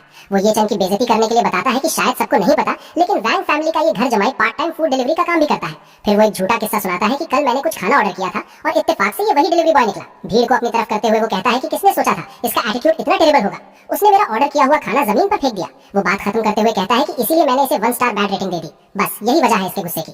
अपनी बात को साबित करने के लिए वो तुरंत भीड़ में मार्क उनकी तरफ इशारा करता है और कहता है कि इत्तेफाक से तुवान तुवान डिलीवरी के एजेंट बॉस माँ भी यही मौजूद है। फिर वो बॉस माँ से कहता है कि बॉस माँ, जरा इसके कल के डिलीवरी रिकॉर्ड्स चेक कीजिए। ये सुनते ही बॉस माँ अपना फोन निकालते हैं और चेक करके कंफर्म करते हुए कहते हैं कि यंग मास्टर फैंग बिल्कुल सही कह रहे हैं, कल इसे सच में एक 1 स्टार बैड रेटिंग मिली थी। वो डिटेल देते हुए आगे बोलते हैं कि और वजह थी इसका घटिया एटीट्यूड, इसने डिलीवरी जमीन पर फेंक दी थी, बिल्कुल वैसा ही जैसा यंग मास्टर फैंग ने बताया। और ये बात सुनते ही वहाँ मौजूद गेस्ट्स ये चन को घिनौनी नजरों से देखने लगते हैं और कमेंट्स पास करते हैं कि वाह, इस घर जमाई की सोच तो सच में कितनी घटिया है। कोई और ऐड करता है कि सही बात है, नीचे लोग ऐसे ही होते हैं, बिल्कुल नाली के चूहों की तरह। तीसरा बंदा कंक्लूड करता है कि तो ये सब बैड रेटिंग का बदला था, सच में कितना लो क्लास इंसान है। सबकी बातें सुनकर ये चन सीधा जिया याओ की तरफ देखता है और सवाल करता है कि मैंने वो डिलीवरी जमीन पर क्यों फेंकी थी, क्या तुम इस बात को एक्सप्लेन करने में मदद नहीं करोगी? लेकिन जिया याओ उस पे ही इल्जाम लगा देती है और कहती है कि ये इसलिए हुआ क्योंकि तुम अपने काम में मेहनती नहीं हो, तुम्हारी बर्दाश्त करने की क्षमता बहुत कमजोर है। और उसके मुंह से ये बात सुनकर ये चन जोर जोर से हंसने लगता है। वो हंसते हुए ताना मारता है, वाह क्या बात है, काम में मेहनती नहीं, क्या बर्दाश्त करने की क्षमता है। फिर वो मन में अफसोस करता है कि ये चन, इस मतलबी औरत से तुम्हें अभी भी क्या उम्मीदें बची हैं। इसके बाद वो सीरियस होकर सबके सामने पूछता है कि तुम लोग कहते हो मैं बाहर औरतों को ढूंढ रहा हूँ, क्या तुम्हारे पास कोई सबूत है? ये सुनते ही ओल्ड मैडम वैंग सवालिया नजरों से जिया याओ की तरफ देखती है, जिसके जवाब में जिया याओ डर के मारे अपना सर ना में हिला देती है। सबूत ना होने पर ओल्ड मैडम वैंग बात बदल देती है और कहती है कि चूंकि तुमने से किसी के पास सबूत नहीं है तो इस मैटर को यहीं खत्म करते हैं, लेकिन तुमने मेरे पोते को मारा, ये बात ऐसे ही खत्म नहीं की जा सकती। और ये बात सुनकर ये चन जवाब देता है कि उसने ल्यूवियन रेजिडेंशियल कम्युनिटी के एंट्रेंस पर मुझ पर चाकू से हमला किया था। वो लॉजिक देते हुए कहता है कि वहाँ कैमरेज लगे हैं और कम्युनिटी सिक्योरिटी भी गवाही दे सकती है, मैं कानून के दायरे में रहकर बस खुद को बचा रहा था। वो सीधा चैलेंज करता है कि अगर आप इस बात को आगे बढ़ाना चाहती हैं तो चलिए पुलिस को बुला लेते हैं, अगर मैं अंदर गया तो मैं गारंटी देता हूँ कि वो भी बचकर नहीं निकल पाएगा। ये सुनकर ओल्ड मैडम वैंग तिलमिला उठती हैं और ताना मारती हैं कि ठीक है, 3 साल मेरी वैंग फैमिली की रोटियां तोड़कर तुम काफी काबिल हो गए हो। वो गुस्से में पूछती हैं कि मेरे पोते को मारने के बाद क्या अगला कदम मुझे मारने का है? लेकिन ये बात सुनकर ये चंद शांति से कहता है कि ओल्ड मैडम वैंग, मैंने हमेशा आपकी इज्जत की है। वो वादा करते हुए बोलता है कि मैं आपसे प्रॉमिस करता हूँ कि जब तक वैंग शाओजी ये फ्यूचर में मुझे पहले प्रवोक नहीं करेगा मैं उससे बिल्कुल भी पंगा नहीं लूंगा। फिर वो अपनी आखिरी मांग रखता है कि मेरी बस एक ही रिक्वेस्ट है, मैं उम्मीद करता हूँ कि आप मुझे और वैंग जिया याओ को डिवोर्स लेने की इजाजत दे देंगी। डिवोर्स का नाम सुनते ही ओल्ड मैडम वैंग गुस्से में कहती है, अच्छा है, बहुत अच्छा। फिर वो जोर से ऐलान करती है, दोस्तों आप सब जानते हैं कि 3 साल पहले मेरी वैंग फैमिली ने घर जमाई को अपनाया था। ये शादी मेरे लेट हस्बैंड ने तय की थी। इन 3 सालों में हालांकि जिया याओ खुश नहीं थी। वो अपनी बात कंटिन्यू करती है, बड़े बुजुर्गों की आखिरी ख्वाहिश पूरी करने के लिए जिया याओ के पेरेंट्स ने मुझसे कई बार डिवोर्स की बात की, लेकिन मैंने हर बार मना कर दिया। ये सुनकर मेहमानों में खुसर फुसर शुरू हो जाती है और फिर वो आगे बोलती है, मेरी पोती वैंग जिया याओ सबके प्यार की वजह से युनजाओ की नंबर 1 ब्यूटी मानी जाती है और कौन किसके काबिल नहीं है ये मुझे बोलने की जरूरत नहीं है। फिर वो अपना आखिरी फैसला सुनाती है कि आज इस ये चन ने मेरे पोते को मारा और मेरी पोती और फैंग फैमिली के दोस्त को बदनाम किया। वो चिल्लाकर डिक्लेयर करती है, मैंने फैसला किया है कि मैं अब अपने लेट हस्बैंड की आखिरी ख्वाहिश को और नहीं मानूंगी। मैं ऐलान करता हूँ कि ये चन अब से मेरी वैंग फैमिली का दामाद नहीं रहेगा। इसी वक्त से उसे मेरी वैंग फैमिली से बाहर निकाला जाता है। ये सुनते ही जी चैंग वेटर को ऑर्डर देता है, वेटर सेलिब्रेशन के लिए सबको ड्रिंक सर्व करो। और फिर उसके बाद माहौल बदल जाता है। वेटर सभी को वाइन सर्व करता है और जैसे कि एक्सपेक्टेड था, वोंग फैमिली के फैसले से खुश होकर सारे गेस्ट्स उन्हें बधाई देने लगते हैं। मुबारक हो ओल्ड मैडम वोंग, मुबारक हो जिया याओ। सब एक सुर में बोलते हैं और माहौल में अजीब सी खुशी छा जाती है। लोगों का कहना था, बधाई हो, एक बेकार इंसान से छुटकारा मिल गया। आखिरकार अब आप जिया याओ के लिए कोई बराबर का रिश्ता ढूंढ सकती हैं। उनकी बातों से साफ लग रहा था कि वो ये चन को कभी भी इस फैमिली का हिस्सा मानते ही नहीं थे। तभी इस सेलिब्रेशन के बीच वोंग जिया याओ की माँ सू लान आगे आती है और अटेंशन ग्रैब करते हुए कहती है, आप सबका शुक्रिया। वैसे मैं सबको एक खुशखबरी देना चाहती हूँ। वो बड़े गर्व से कहती है, हमारी जिया याओ और ये चन पिछले 3 सालों से अलग अलग सोए हैं। इसने हमारी जिया याओ का हाथ तक नहीं छुआ है। और बात को और क्लियर करते हुए वो जोर देकर कहती है, जिया याओ अभी तक वर्जिन है। इस पॉइंट पर अपनी माँ की ये बात सुनकर जिया याओ शर्म से लाल हो जाती है। मॉम, लेकिन ये बात सुनकर ये चन मन ही मन सोचता है कि ये और कुछ नहीं बस बिजनेस है। वो एनालाइज करता है ये वोंग जिया याओ की चॉइस है, फैमिली द्वारा किसी सामान की तरह आका जाना, ताकि आखिर में सबसे ज्यादा बोली लगाने वाला उसे खरीद सके। मतलब साफ था, उसकी वर्जिनिटी का ढिंडोरा पीट कर वो उसका मार्केट वैल्यू बढ़ा रहे थे। इसके बाद ये चन भी वहाँ रखा एक वाइन ग्लास उठा लेता है, लेकिन पीने के लिए नहीं। वो ग्लास जिया याओ की तरफ बढ़ाते हुए एक आखिरी सार्कास्टिक कमेंट पास करता है और कहता है, वोंग जिया याओ, तुम्हें मुबारक हो, आखिरकार तुम अपने लिए एक ऐसा मर्द ढूंढ सकती हो जो तुम्हारे बराबर का हो। और ये बात सुन के जिया याओ अपनी पुरानी अकड़ में वापस आ जाती है। उसे लगता है कि ये चेन अभी भी उसके हाथ से निकलने से डर रहा है, इसलिए वो अकड़ कर कहती है, अगर तुम अभी घुटने टेको और मुझसे भीख मांगो तो शायद मैं दादी से रिक्वेस्ट करूंगी कि फिलहाल तुम्हें डिवोर्स ना दे। उसकी ये बात सुनकर ये चेन गुस्से और नफरत से भरा जवाब देता है। वो उसकी गलतफहमी दूर करते हुए कहता है, तुमने मुझे धोखा दिया और उल्टा चाहती हो कि मैं घुटने टेक कर तुमसे भीख मांगू। बात घूम फिर कर यहीं आ जाती है कि ये चेन की नजर में अब जिया याओ की कोई इज्जत नहीं बची थी, और फिर वो वाइन ग्लास को पलटकर सारी शराब जमीन पर बहा देता है, जो कि एक सीधा अपमान था, और आगे कहता है, तुम इस काबिल नहीं हो। और दोस्तों, इसी जबरदस्त सीन और ये चैन के इस फाइनल रिजेक्शन के साथ ये चैप्टर यहीं पर खत्म होता है। मिलते हैं अगले एपिसोड में, तब तक के लिए बाय बाय। तो जैसा कि हमने पिछले एपिसोड के आखिर में देखा था, माहौल पूरा बदल गया है। ये चैन वांग जियाओ को ताना मारते हुए कहता है, वांग जियाओ, तुम्हें बहुत बहुत कांग्रेचुलेशंस, चलो आखिरकार तुम्हें वैसा बंदा मिल ही गया जो तुम्हारे लेवल का है। ये बात सुनते ही जियाओ का एटीट्यूड और भी बढ़ जाता है। उसे लगता है कि ये चैन हार मान रहा है, इसलिए वो अपनी शर्त रखते हुए कहती है, देखो, अगर तुम अभी मेरे सामने घुटनों पर बैठकर मुझसे भीख मांगो तो शायद मैं ग्रैंडमा से बात करूं कि वो फिलहाल तुम्हें डिवोर्स ना दे। मतलब साफ था, वो चाहती थी कि ये चैन उसके पैरों में गिरे, लेकिन ये चैन उसकी इस गलतफहमी को दूर करते हुए तुरंत जवाब देता है, धोखा तुमने दिया, रिश्ता तुमने तोड़ा, और अब तुम चाहती हो कि मैं तुम्हारे सामने घुटनों पर गिरकर माफी मांगू। ये उम्मीद करना भी बेकार है। इस पॉइंट पर ये चैन अपने हाथ में पकड़े वाइन ग्लास को हल्का सा घुमाता है और बिना कोई इमोशन दिखाए पूरी वाइन नीचे जमीन पर गिरा देता है। ये एक्शन बस वाइन गिराना नहीं, बल्कि उस रिश्ते का आखिरी कतरा खत्म करना था। वो बस इतना कहता है, तुम इस लायक बिल्कुल नहीं हो। और ये चैन का ये रवैया देखकर जियाओ का गुस्सा 7वें आसमान पर पहुंच जाता है। उसे यकीन नहीं हो रहा था कि जो इंसान कल तक उसकी हर बात मानता था, आज वो उसे रिजेक्ट कर रहा है।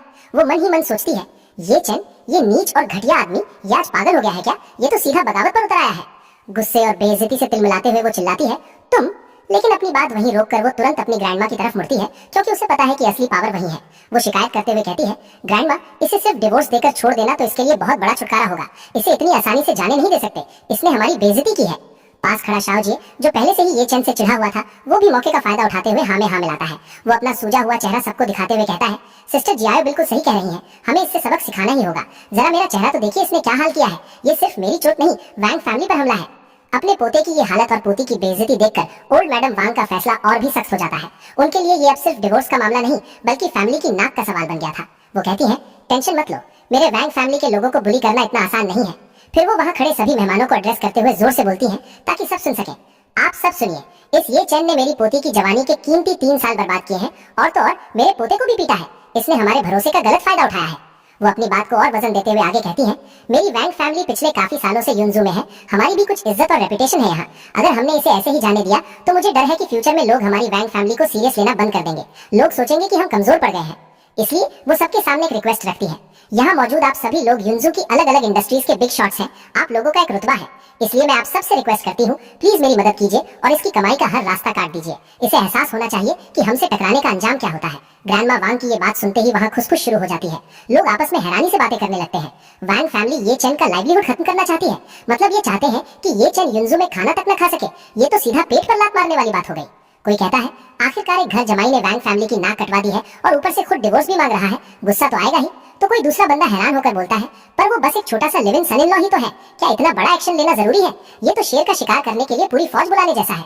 तभी इस डिस्कशन को तोड़ते हुए भीड़ से फांग चाओ आगे आता है। वो वांग फैमिली के नजरों में अच्छा बनने का ये मौका नहीं छोड़ना चाहता और ऐलान करता है, फांग फैमिली को रिप्रेजेंट करते हुए मैं वांग फैमिली को सपोर्ट करने के लिए तैयार हूँ। भीड़ में लोग उसे तुरंत पहचान लेते हैं, अरे ये तो फांग फैमिली का बड़ा बेटा है, वही फैमिली जिनका युनजू में अफोर्डेबल लग्जरी होटल चेन्स का सबसे बड़ा शेयर है। इनका सपोर्ट मिलना मतलब बहुत बड़ी बात है। अपनी पावर शो करते हुए फैंग चाओ ये चेन को धमकी देता है, मैं गारंटी देता हूँ कि आज के बाद युनजू में 4 स्टार से नीचे का कोई भी होटल या गेस्ट हाउस तुम्हें चेक इन नहीं करने देगा। तुम्हें सर छुपाने की जगह तक नहीं मिलेगी। वो एक स्टेप और आगे बढ़ता है और गंदे तरीके से मुस्कुराता है। उसके दिमाग में ये चैन के लिए सिर्फ नफरत है। वो मन ही मन कहता है, ये चैन, फ्यूचर में मैं ना सिर्फ तुम्हारी बीवी के साथ सोऊंगा, बल्कि तुझ जैसे बच्चे को जमीन पर रेंगने और मुझसे भीख मांगने पर मजबूर कर दूंगा। तेरी औकात मैं तुझे दिखाऊंगा। फैंग चाओ की बात खत्म होते ही मानो जैसे कंपटीशन शुरू हो गया हो, एक और आदमी आगे आता है। सब लोग सुनिए, मैं जोंग वेई हूँ, लू वाई लू, शान वाई शान और त्यान त्यान त्यान रेस्टोरेंट्स का ओनर। वो अपनी पावर और एक्सपीरियंस दिखाते हुए कहता है, मैं पिछले 20 सालों से युनजू के केटरिंग बिजनेस में हूँ। मैं भी वांग फैमिली का सपोर्ट करने के लिए तैयार हूँ, ताकि ये चैन की कमाई बंद की जा सके। इस शहर में खाना मिलेगा या नहीं, ये मैं डिसाइड करूंगा। फिर वो कॉन्फिडेंस के साथ कहता है, इस सर्कल में मेरे जितने कनेक्शंस हैं, उसके दम पर मैं ये कह सकता हूँ कि ये चेन युनजू के किसी भी रेस्टोरेंट में पार्ट टाइम काम भी नहीं कर पाएगा। वेटर बनना तो दूर, इसे झूठे बर्तन धोने का काम भी नहीं मिलेगा। अभी वो चुप हुआ ही था कि तभी माकुन, जो खुद को पीछे नहीं रखना चाहता था, वो भी आगे आता है और कहता है, छोटे भाई माकुन, जो युनजू में त्वान त्वान डिलीवरी का जनरल एजेंट है, मैं भी ये चेन की लाइवलीहुड काटने में वैंग फैमिली का साथ दूंगा। वो ये चेन को सीधी वार्निंग देते हुए कहता है, ये चेन, अब फूड डिलीवरी करने के बारे में सोचना भी मत। सिर्फ हमारी त्वान त्वान डिलीवरी ही नहीं, तुम किसी और सर्विस के लिए भी डिलीवरी नहीं कर पाओगे। हर दरवाजा तुम्हारे लिए बंद हो चुका है। इतने सारे लोगों को अपने खिलाफ खड़ा देखकर ये चेन घबराता नहीं है, बल्कि आराम से काउंट करने लगता है। होटल, वेटर, फूड डिलीवरी, ये दो इंडस्ट्रीज तो मुझे पूरी तरह ब्लैकलिस्ट कर चुकी है। इन्होंने पूरा जोर लगा दिया है। फिर वो मजाक उड़ाने वाले अंदाज में सवाल करता है, क्या और कोई इंडस्ट्री बची है? अगर है तो वो भी सामने आ जाए। ये सुनते ही एक आदमी आगे आता है और चिल्लाता है, मैं गोल्डन माइंड केटीवी का सीईओ हूँ। तुम युनजू के किसी भी केटीवी या बार में वेटर बनने का सपना भी मत देखना। एंटरटेनमेंट इंडस्ट्री में तुम्हारे लिए कोई जगह नहीं है। ये सब सुनकर ये चैन जोर से हंसता है। उसे इनकी ये कोशिशें बच्चों का खेल लगती है। बहुत बढ़िया, क्या और कुछ भी है? सब एक साथ ही बोल दो। तभी शाओजे को कुछ याद आता है। उसे रियलाइज होता है कि ये चैन सिर्फ एक ऑर्डिनरी आदमी नहीं है। वो सोचता है, रुको, ये कमीना ये चैन लड़ने में बहुत तेज है। क्या ये बॉडीगार्ड बनने के लिए अप्लाई करेगा? अगर इसने ये किया तो हमारा प्लान फेल हो सकता है। वो सबको वार्न करते हुए कहता है, दोस्तों सावधान रहिए। ये चैन ये जानवर कुंफू जानता है और इसकी स्किल्स एक्स्ट्राऑर्डिनरी है। मुझे लगता है ये युनजू के अमीर लोगों के पास जाएगा और उनका प्राइवेट बॉडीगार्ड बनने के लिए अप्लाई करेगा। इस रास्ते को रोकना जरूरी है। फिर वो भीड़ से पूछता है, आप में से कौन इसका ये रास्ता भी बंद कर सकता है? कौन है जिसका इन्फ्लुएंस सभी अमीर लोगों पर चलता हो? ये सुनकर हॉल में अचानक शांति छा जाती है और लोग आपस में फुसफुसाने लगते हैं। युनजू में तो बहुत सारे अमीर लोग हैं। कोई भी ये दावा नहीं कर सकता कि वो युनजू के सभी अमीर लोगों को जानता है और उनके सामने अपनी चला सकता है ना? ऐसा कोई एक इंसान तो मुश्किल ही मिलेगा। तभी सीन शिफ्ट होता है और हमारी नजर एक सोफे पर बैठी एक बेहद खूबसूरत लड़की पर पड़ती है, जो इन सबसे बेखबर शान से बैठी थी। उसकी मौजूदगी ही बता रही थी कि वो इन सबसे अलग है। उस लड़की को देखते ही वैंग ज़ीचियांग के होश उड़ जाते हैं। वो दंग रह जाता है और मन में सोचता है, ये खूबसूरत लेडी कौन है? ये कब आई? मैंने नोटिस क्यों नहीं किया? अगले ही पल उसे एहसास होता है कि ये कोई मामूली मेहमान नहीं है और वो घबराकर तेजी से आगे बढ़ता है। ओह, प्रेसिडेंट किंग कब आई? मुझे माफ कर दीजिए कि मैंने डोर से आपका वेलकम नहीं किया। प्लीज मुझे माफ कर दीजिए, मुझसे बहुत बड़ी गलती हो गई। माकुन उसे पहचान नहीं पाता और हैरानी से पूछता है, प्रेसिडेंट वैंग, ये ब्यूटी कौन है? हमें भी इंट्रोड्यूस करवाइए। आखिर ये है कौन जिनके लिए आप इतने परेशान हो रहे हैं? ज़ीचियांग उसे घूरते हुए सोचता है, माकुन, तुम सच में युनजाओ में गवाह ही रह गए हो। तुम इस लेडी को नहीं जानते। तुम्हारी इग्नोरेंस तुम्हें महंगी पड़ेगी। फिर वो सबको इंट्रोड्यूस कराते हुए गर्व से कहता है, ये हुआशिंग ग्रुप की फेमस वाइस प्रेसिडेंट है, किन होंगयांग। प्रेसिडेंट किन, इनका नाम ही काफी है। नाम सुनते ही पूरे हॉल में हंगामा मच जाता है। सबके चेहरों पर शौक साफ दिखता है। क्या ये इतनी बड़ी ब्यूटी हुआशिंग ग्रुप की वाइस प्रेसिडेंट है? लोग हैरानी से बातें करने लगते हैं। हालांकि हुआशिंग का प्रेसिडेंट हमेशा एक डिवाइन ड्रैगन की तरह रहा है, जिसकी सिर्फ परछाई दिखती है पर चेहरा नहीं। इसलिए मैंने सुना है कि प्रेसिडेंट किंग की पावर बहुत ज्यादा है। कंपनी का असली चेहरा यही है। कोई दूसरा ऐड करता है, सही कहा। कंट्री ए में इंटरनेशनली जो हंड्रेड्स ऑफ बिलियंस के बड़े ऑर्डर्स मिले थे, वो सब इन्होंने पर्सनली साइन किए थे। ये कहा जा सकता है कि वो एक आदमी के नीचे पर 10,000 लोगों से ऊपर है। इनकी पावर का कोई मुकाबला नहीं। ये सारी बातें सुनकर ये चैन उस लड़की की तरफ देखता है। उसे याद आता है कि हुआशिंग ग्रुप तो उसकी ही प्रॉपर्टी है। वो मन ही मन सोचता है, ओह, मेरी कंपनी की वाइस प्रेसिडेंट, मतलब ये मेरे लिए काम करती है। इधर वैंग ज़ीचियांग प्रेसिडेंट किन को इंप्रेस करने का कोई मौका नहीं छोड़ना चाहता। वो मक्खन लगाते हुए बड़ी शान से कहता है, वैसे तो युनजाओ में बहुत सारे अमीर लोग हैं। मेरी वैंग फैमिली ने काफी लोगों से दोस्ती बनाई है, लेकिन हम मुश्किल से सिर्फ 2/3 लोगों को ही जानते हैं। फिर वो आगे कहता है, लेकिन अगर कोई एक ऐसा इंसान है जो युनजाओ के सभी अमीर लोगों को जानता है और उनके साथ अच्छे रिलेशन रखता है, तो मुझे यकीन है कि पूरे युनजाओ में वो सिर्फ अकेले प्रेसिडेंट किन है। इनकी पहुंच सबसे ऊपर है। माकुन भी तुरंत हाँ में हाँ मिलाता है। सही बात है, बिल्कुल सही बात है। प्रेसिडेंट किन की स्टनिंग ब्यूटी के साथ वो शायद वो चीज है जिन्हें युनजाओ के सारे अमीर लोग जानना चाहते हैं। ये सुनकर किन होंगयांग थोड़ा सार्कास्टिक हो जाती है। उन्हें ये चापलूसी पसंद नहीं आई। वो कहती है, तुम्हारी बातों से तो ऐसा लग रहा है जैसे मेरा युनजाओ के सारे अमीर लोगों के साथ अफेयर चल रहा है। अपने शब्दों पर ध्यान दो। उसकी ये तीखी बात सुनकर माकुन घबरा जाता है और तुरंत माफी मांगने लगता है। सॉरी, मेरी जबान फिसल गई थी, मेरा वो मतलब नहीं था। लेकिन ऊपर से माफी मांगने के बावजूद माकुन मन ही मन कुछ और ही सोच रहा होता है। वो अपनी लार गटकते हुए गंदी सोच रखता है। इतनी बड़ी ब्यूटी का हुआशिंग का वाइस प्रेसिडेंट बनना, मुझे नहीं लगता कि इन्होंने कुछ तरीके यूज नहीं किए होंगे। जरूर कुछ तो गड़बड़ है। तभी ज़ीचियांग मौका देखते ही अपने मतलब की बात पर आता है। प्रेसिडेंट किन, प्लीज एक्शन लीजिए और इस ये चैन की कमाई काट दीजिए। आपका एक शब्द ही काफी होगा। साथ ही वो मन में कैलकुलेशन करता है, मेरी वैंग फैमिली ने हुआशिंग ग्रुप से 70 मिलियन की फाइनेंसिंग पाने के लिए हाल ही में इस वाइस प्रेसिडेंट किन को काफी सारे बेनिफिट्स दिए हैं। उम्मीद है वो हमारा साथ देंगी। इसी बीच किन होंगयांग अपने बैग से एक सिगरेट निकालती है और अपने होठों के बीच दबा लेती है। उनका अंदाज बिल्कुल बेपरवाह था। ये देखते ही वहाँ खड़े सारे मर्द पागलों की तरह अपने अपने लाइटर निकालकर आगे बढ़ते हैं ताकि वो सबसे पहले उनकी सिगरेट जला सके और उनकी नजरों में आ सके। लेकिन किन होंगयांग उन सबको ऐसे इग्नोर कर देती है जैसे वो वहाँ है ही नहीं। वो अपनी उंगली से इशारा करती है और भीड़ में खड़े ये चैन को आवाज देती है, इधर आओ। ये देखकर ये चैन मन में सोचता है, मेरी कंपनी की ये वाइस प्रेसिडेंट जिससे मैं कभी मिला नहीं हूँ, ये थोड़ी इंटरेस्टिंग है। बाकी सबको छोड़कर मुझे बुला रही है। फिर वो पूछता है, तुम्हें क्या चाहिए? किन होंगयांग सीधा ऑर्डर देती है, तुम मेरे लिए सिगरेट जलाओ। ये सुनते ही सभी लोग दंग रह जाते हैं। वो आपस में फुसफुसाते हैं, प्रेसिडेंट किन ने एक्चुअली उस यूजलेस कचरे को अपनी सिगरेट जलाने के लिए कहा। हम सब यहाँ खड़े हैं और उन्होंने उसे चुना।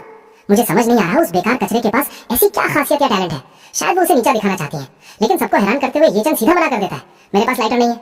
लोग फिर से शॉक हो जाते हैं, लाइटर नहीं है? यहाँ इतने सारे लाइटर्स मौजूद हैं, क्या तुम्हें मांगना नहीं आता? ये एक्चुअली पब्लिकली युनजाओ की वेल्दी सर्कल की टॉप गॉडेस किन होंगयांग को मना कर रहा है। इसकी हिम्मत तो देखो। ये सुनते ही किन होंगयान अपनी जगह से खड़ी हो जाती हैं और ये चन के पास आती है। उनके चेहरे पर गुस्सा नहीं बल्कि कुछ और ही था। वो उसके बिल्कुल करीब आकर पूछती है, नाम? और ये बात सुनकर ये चन पूछता है, क्या नाम? किन होंगयान फिर से जोर देकर कहती है, तुम्हारा नाम। ये चन थोड़ा इरिटेटेड टोन में कहता है, क्या तुम्हें सुनाई कम देता है? क्या अभी वांग जीचांग ने नहीं कहा कि मेरा नाम ये चन है? तुम्हें बार बार पूछने की क्या जरूरत है? ये सुनकर वांग जीचांग गुस्से में चिल्लाता है, बास्टर्ड, तुम्हें प्रेसिडेंट किन से बदतमीजी करने की परमिशन नहीं है, अपनी हद में रहो। लेकिन किन होंगयान हाथ उठाकर उसे शांत रहने का इशारा करती है। उन्हें ये चन का ये एटीट्यूड पसंद आ रहा था। वो ये चन की ओर करीब आती है, इतना करीब कि उनके बीच फासला ना के बराबर रह जाता है। वो अपना हाथ ये चन के सीने पर रखती है और कहती है, ये चन, सिर्फ इसलिए क्योंकि तुम्हारा सरनेम वही है जो हमारे हुआसेन ग्रुप के नए अपॉइंट हुए प्रेसिडेंट का है, मैं तुम्हें बचने का एक रास्ता देना चाहती हूँ। इस कोइंसिडेंस का फायदा उठाओ। वो उसे ऊपर से नीचे तक देखती हैं और धीरे से कहती हैं, ध्यान से देखने पर तुम एक्चुअली दिखने में काफी अच्छे लगते हो, तुम्हारे अंदर कुछ बात तो है। फिर वो एक ऐसा ऑफर देती है जिसने सबको हिला कर रख दिया। मेरी रिक्वेस्ट सुनो और फिर मैं तुम्हें अपना पर्सनल बॉडीगार्ड बनने दूंगी, कैसा लगा? ये सुनते ही पूरे हॉल में हंगामा मच जाता है। लोग चीख पड़ते हैं, प्रेसिडेंट किन उस लड़के ये चन को बचाने की कोशिश कर रही है। क्यों? हम उसे बर्बाद करना चाहते हैं और ये उसे जॉब दे रही है। इतनी बड़ी ब्यूटी का पर्सनल बॉडीगार्ड बनना, क्या इस प्रेसिडेंट किन का दिल उस लड़के पर आ गया है? ये तो किस्मत पलटने वाली बात हो गई। दूर खड़ी जायाओ ये सब देखकर गुस्से और कंफ्यूजन में जल भुन जाती है। उसे समझ नहीं आ रहा था कि जिस आदमी को वो निकालना चाहती थी उसे इतनी बड़ी लेडी क्यों बचा रही है। वो सोचती है, इस किन होंगयान का मतलब क्या है। और गाइस, चैप्टर यहाँ पर खत्म होता है और तब तक के लिए बाय बाय। तो जैसा कि हमने लास्ट एपिसोड में देखा था, माहौल काफी गर्म था और बात सीधा ये चन के फ्यूचर पर आ चुकी थी। किन होंगयान अपनी पोजीशन का पूरा फायदा उठाते हुए ये चन के सामने एक ऑफर रखती है। ये चन, सिर्फ इसलिए क्योंकि तुम्हारा सरनेम वही है जो हमारे हुआशेंग ग्रुप के न्यूली अपॉइंटेड प्रेसिडेंट का है, मैं तुम्हें बचने का एक चांस देना चाहती हूँ। और वो उसे ऊपर से नीचे तक जज करती है और कहती है, ध्यान से देखने पर तुम एक्चुअली लुक्स में काफी अच्छे हो, मेरी रिक्वेस्ट सुनो और फिर मैं तुम्हें अपना पर्सनल बॉडीगार्ड बनने दूंगी, कैसा लगा? ये सुनते ही पूरे हॉल का एनवायरनमेंट बदल जाता है और हंगामा मच जाता है। लोगों के दिमाग में अलग अलग सवाल उठने लगते हैं और वो चीख पड़ते हैं, प्रेसिडेंट किन उस लड़के ये चन को बचाने की कोशिश कर रही है। क्यों? बात यही नहीं रुकती बल्कि लोग और गहराई में सोचने लगते हैं, इतनी बड़ी ब्यूटी का पर्सनल बॉडीगार्ड बनना, क्या इस प्रेसिडेंट किन का दिल उस लड़के पर आ गया है? जहाँ भीड़ हैरान थी वहीं दूर खड़ी जिया याओ का गुस्सा 7वें आसमान पर था। ये सब देखकर वो कंफ्यूजन और जेलसी में जल भुन जाती है। उसके दिमाग में बस यही चल रहा था, इस किन होंगयान का मतलब क्या है। और इसी हंगामे के बीच जी चियांग के दिमाग की घंटी बजती है। वो अचानक शॉक होकर रियलाइज करता है कि नए प्रेसिडेंट का सरनेम भी वही है जो इस लड़के का है। वो बिना वक्त गवाए तुरंत पूछता है, हुआशेंग ग्रुप के नए प्रेसिडेंट का सरनेम भी ये है? अपनी क्यूरियोसिटी को वो कंट्रोल नहीं कर पाता और बात को कंफर्म करने के लिए आगे कहता है, प्रेसिडेंट किन, क्या मैं जान सकता हूँ कि प्रेसिडेंट ये का पूरा नाम क्या है? जी चियांग का ये सीधा सवाल सुनकर किन होंगयान थोड़ा डिफेंसिव हो जाती है। सच्चाई ये थी कि उन्हें खुद ये बात नहीं पता थी, पर वो अपनी इग्नोरेंस को छुपाते हुए और कॉन्फिडेंट दिखते हुए कहती है, सॉरी प्रेसिडेंट, ये अभी के लिए नहीं चाहते कि ज्यादा लोग उनके बारे में जाने।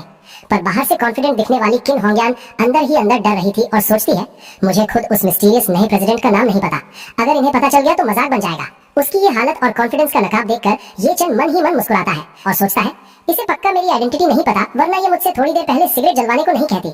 सिचुएशन को समझते हुए ये चन सीधा सवाल करता है, प्रेसिडेंट किन, आप मेरी रोजी रोटी का इंतजाम कैसे करने का प्लान रखती हैं? इस पर किन होंगयान बिना किसी लिहाज के एक शर्त रखती है और कहती है, जब तक तुम घुटनों पर बैठकर ओल्ड मैडम वैंग शाओजिए और अपनी पत्नी से अलग अलग माफी नहीं मांग लेते, मैं बीच में आकर तुम्हें बचाने को तैयार होंगे। उसके बाद मैं तुम्हें अपना पर्सनल बॉडीगार्ड हायर कर लूंगी, साल की 2 लाख सैलरी पर। उनका ये ऑफर सुनते ही वहाँ खड़े लोगों के बीच बातें शुरू हो जाती हैं। लोग आपस में फुसफुसाने लगते हैं, प्रेसिडेंट किन उस लड़के ये चन को बचाने की कोशिश कर रही है। क्यों? कोई हैरानी से कैलकुलेशन लगाते हुए कहता है, सिर्फ झुककर गलती मांगने से, ब्लैकलिस्ट होने से बच जाएगा और प्रेसिडेंट किन जैसी ब्यूटी का पर्सनल बॉडीगार्ड भी बनेगा। ये कमीना तो पक्का हाँ कर देगा। ये सब सुनकर दूर खड़ी जिया याओ का गुस्सा और बढ़ जाता है। वो जल भूनकर सोचती है, इस औरत को क्या हुआ है, ये लगातार ये चन को घुरे जा रही है। वो तुरंत अपनी दादी के पास जाकर कंप्लेन करती है, दादी प्रेसिडेंट किन आपके अगेंस्ट जाने की कोशिश कर रही है। लेकिन ओल्ड मैडम वैंग का रिएक्शन बिल्कुल अनएक्सपेक्टेड होता है। गुस्सा होने के बजाय वो किन होंगयान की चालाकी से इंप्रेस होकर कहती है, ये औरत बहुत हाई लेवल की प्लेयर है, कोई हैरानी नहीं कि ये इतनी कम उम्र में हुआशेंग की वाइस प्रेसिडेंट है। वो जिया याओ का सिचुएशन समझाते हुए बोलती है, देखो ये आसानी से किसी को नाराज नहीं करती और ये किसी भी मर्द को अपना दीवाना और थैंकफुल बना सकती है। अब सबको लगता है कि ये चैन इस गोल्डन ऑफर को हाथों हाथ ले लेगा, लेकिन तभी ये चैन का चेहरा बिल्कुल ठंडा पड़ जाता है और वो बिना किसी हिचकिचाहट के सीधा जवाब देता है, मैं मना करता हूँ। उसका ये दो तुक जवाब सुनते ही जिया याओ की आंखें फटी की फटी रह जाती हैं। किन होंगयान को अपने कानों पर यकीन नहीं होता। वो गुस्से और फ्रस्ट्रेशन से चिल्ला पड़ती है, तुम वो बात दोबारा कहो। उसके दिमाग में ये बात हजम नहीं हो रही थी और वो सोचती है, इस छोटे से घर जवाई ने एक्चुअली मुझे सबके सामने मना कर दिया। तभी अचानक सीन पलट जाता है। ये चैन तेजी से आगे बढ़ता है और किन होंगयान के बिल्कुल पास पहुंचकर उनका कान पकड़ लेता है। वो उनके कान को खींचते हुए जोर से चिल्लाता है, मैंने कहा मैं मना करता हूँ। और ये देखकर किन होंगयान दर्द से चीख पड़ती है। उनका कान सुन पड़ जाता है और चेहरे पर दर्द और शर्म दोनों एक साथ दिखाई देते हैं। ये बदतमीजी देख करके जी चियांग आपे से बाहर हो जाता है और ये चन पर उंगली उठाकर चिल्लाता है, तेरी हिम्मत कैसे हुई प्रेसिडेंट किन पर हाथ उठाने की। लेकिन ये चन बिल्कुल रिलैक्स होकर अपनी हरकत को जस्टिफाई करते हुए मजाक उड़ाते हुए कहता है, मुझे लगा प्रेसिडेंट किन को कम सुनाई देता है, इसलिए मैंने बिल्कुल उनके कान के पास जाके बोला। अपनी बेइज्जती होते देख किन होंगयान का गुस्सा कंट्रोल से बाहर हो जाता है। वो ये चैन को घूरते हुए चैलेंज करती है। अच्छा, बहुत अच्छा, ये चैन तुम में हिम्मत तो है। और वो मन में गुस्से से उबलते हुए सोचती है, इस घर जवाई को नहीं पता कि इसके लिए क्या सही है। अब बात सीधा धमकी पर आ जाती है। वो ओल्ड मैडम की तरफ मुड़कर सबके सामने अनाउंस करती है, ओल्ड मैडम वैंग, मैं किन होंगयान हुआशेंग ग्रुप की वाइस प्रेसिडेंट वैंग फैमिली को सपोर्ट करने के लिए तैयार हूँ, और मैं युनजू में ये चैन के सर्वाइव करने के सारे रास्ते ब्लॉक कर दूंगी। जैसे ही ये फाइनल अनाउंसमेंट होती है, वहाँ खड़े गेस्ट ये चैन पर हंसने लगते हैं। एक आदमी ताना मारता है, ये चैन तो बेकार कचरे के ढेर, अब तो बॉडीगार्ड भी नहीं बन सकता। दूसरा आदमी भी हंसती हुई आग में घी डाल देता है और फ्यूचर प्रेडिक्ट करते हुए कहता है, आगे चलकर तेरे पास युनजू में जिंदा रहने का कोई चांस नहीं होगा। ये सब देखकर जिया याओ मन ही मन सेटिस्फैक्शन महसूस करती है और कहती है, तूने ये सब खुद अपने पैरों पर कुल्हाड़ी मारकर किया है। मैंने तेरे साथ जो भी किया, तुझे बस वो सब चुपचाप से सहना चाहिए था। और ये सब सुनने के बाद जब सबको लगा कि ये चैन हार मान लेगा, वो किन होंगयान से एक टेक्निकल सवाल करता है, किन होंगयान, क्या मैं पूछ सकता हूँ कि आपने जो अभी कहा वो आपका पर्सनल डिसीजन है या वाशिंग ग्रुप का? किन होंगयान बिना हिचकिचाहट पूरे कॉन्फिडेंस के साथ जवाब देती है, बिल्कुल, ये दोनों का डिसीजन है। इस पर ये चैन उन्हें लॉजिक के जाल में घेर लेता है और कहता है, आप वॉशिंग ग्रुप की वाइस प्रेसिडेंट है, प्रेसिडेंट नहीं, तो आपको वॉशिंग ग्रुप का स्टैंड रिप्रेजेंट करने का क्या हक है? ये चैन की ये लॉजिकल बात सुनते ही भीड़ में खुशबू शुरू हो जाती है। लोग रियलाइज करते हैं कि बात में दम है और कहने लगते हैं, सही बात है, प्रेसिडेंट किन की पोजीशन वॉशिंग ग्रुप में सबसे हाई नहीं है। कोई दूसरा गेस्ट लीगल एंगल से कहता है, लॉजिकली देखा जाए तो वो प्रेसिडेंट के बिहाफ पर डिसीजन नहीं ले सकती। तीसरा आदमी जोड़ता है, वैसे भी उनका आपस में कोई गहरा रिश्ता थोड़ी है। लोगों की बातें सुनकर किन होंगयान को लगता है कि वो फंस रही है। खुद को बचाने के लिए और अपनी इज्जत रखने के लिए वो एक बड़ा झूठ बोलने का फैसला करती है और कहती है, ठीक है, मैं ओरिजिनली ये नहीं कहना चाहती थी, लेकिन क्योंकि तुम आज सच जानकर मरना चाहते हो तो मैं तुम सबको बता देती हूँ। असल में वॉशिंग ग्रुप के नए अपॉइंट हुए प्रेसिडेंट ये मेरे लवर है। ये सुनते ही असली प्रेसिडेंट ये यानी कि ये चैन का दिमाग हिल जाता है। वो हैरानी से सोचता है, डैम इट, मैं तुम्हारा किन होंगयान का लवर कब बना? उसके मुंह से शॉक में निकलता है, क्या? किन होंगयान अपनी झूठी कहानी पर टिकी रहती है और बात पर जोर देकर कहती है, मैंने कहा प्रेसिडेंट ये मेरे लवर है। ये चैन ये बात सुन के मन में कहता है, मेरे मुंह पर मुझे अपना लवर बताते हुए तुम्हें शर्म नहीं आती? और किन होंगयान की इस बॉम्बशेल रेवलेशन को सुनते ही वहाँ खड़े गेस्ट्स के बीच खुशफुस शुरू हो जाती है और सब हैरानी से एक दूसरे को देखने लगते हैं। लोग आपस में कनेक्ट करते हुए बातें करते हैं, वो मिस्टीरियस प्रेसिडेंट ये असल में प्रेसिडेंट किन के बॉयफ्रेंड है। तभी तो वो अचानक युनजू में टपक पड़े। भीड़ में से एक शख्स अग्री करते हुए कहता है, प्रेसिडेंट किन के लायक कोई इंसान प्रेसिडेंट ये के लेवल का डोमिनेटिंग प्रेसिडेंट ही हो सकता है। एक परफेक्ट मैच। ये बात सुनकर दूसरा आदमी ये चैन का मजाक उड़ाते हुए कंफर्म करता है, कचरा ये चैन, वो दोनों लवर्स हैं, एक कपल है, तो जाहिर है वो प्रेसिडेंट ये और पूरे वॉशिंग ग्रुप को रिप्रेजेंट कर सकती है। तीसरा आदमी जुड़ता है और वार्निंग देता है, बिल्कुल सही, प्रेसिडेंट किन की काबिलियत पर सवाल उठाने की हिम्मत करके तू मौत को दावत दे रहा है। और किन होंगयान की बात सुनते ही जी चियांग के चेहरे पर एक बड़ी राहत दिखाई देती है। वो तुरंत मस्का लगाते हुए कहता है, प्रेसिडेंट किन, आपने ये पहले क्यों नहीं बताया? अगर प्रेसिडेंट ये आपके लवर है तो हम चैन की सांस ले सकते हैं। जी चियांग मन ही मन हिसाब लगाता है और खुशी से फूला नहीं समाता। वांग फैमिली ने पहले ही किन होंगयान को पैसे खिला दिए हैं, क्योंकि किन होंगयान प्रेसिडेंट ये की लवर है तो वो 70 मिलियन की फाइनेंसिंग तो समझो पक्की हो गई। तभी किन होंगयान थोड़ा शर्माते हुए और अपने झूठ को कवर करने की कोशिश करती है। वो बात को संभालते हुए कहती है, मेरे बॉयफ्रेंड अपने काम को लेकर बहुत सीरियस है, वो हमेशा वर्क और पर्सनल लाइफ को बिल्कुल अलग रखते हैं। बात यही खत्म नहीं होती, बल्कि वो आगे बढ़कर भीड़ से रिक्वेस्ट करती है ताकि ये झूठ पकड़ा ना जाए, इसलिए मैं होप करती हूँ कि आप सब इस बात को सीक्रेट रखने में मेरी हेल्प करेंगे। किन होंगयान का ये नाटक देखकर ये चैन को अंदर ही अंदर हंसी आ जाती है। वो सिचुएशन की आयरनी को समझते हुए मन में सोचता है, ये औरत पहले तो इसने बड़ी शान से शो ऑफ किया, लेकिन अब इसे डर लग रहा है कि कहीं बाकी लोग ये बात बाहर लीक ना कर दें, इसलिए इसने अब ये सीक्रेसी वाला बहाना बनाया है। उसे हंसता देख किन होंगयान को अपनी इंसल्ट महसूस होती है। वो इरिटेट हो जाती है और पूछती है, तुम हंस किस बात पर रहे हो? ये चैन उसे रियलिटी चेक देने के लिए टॉन्ट मारते हुए कहता है, मैंने सुना है कि प्रेसिडेंट ये ना सिर्फ बेहद अमीर है बल्कि हैंडसम और टैलेंटेड भी है। हालांकि प्रेसिडेंट किन थोड़ी बहुत गुड लुकिंग है, पर सवाल ये है कि क्या वो प्रेसिडेंट ये की चॉइस होगी? शायद नहीं, है ना?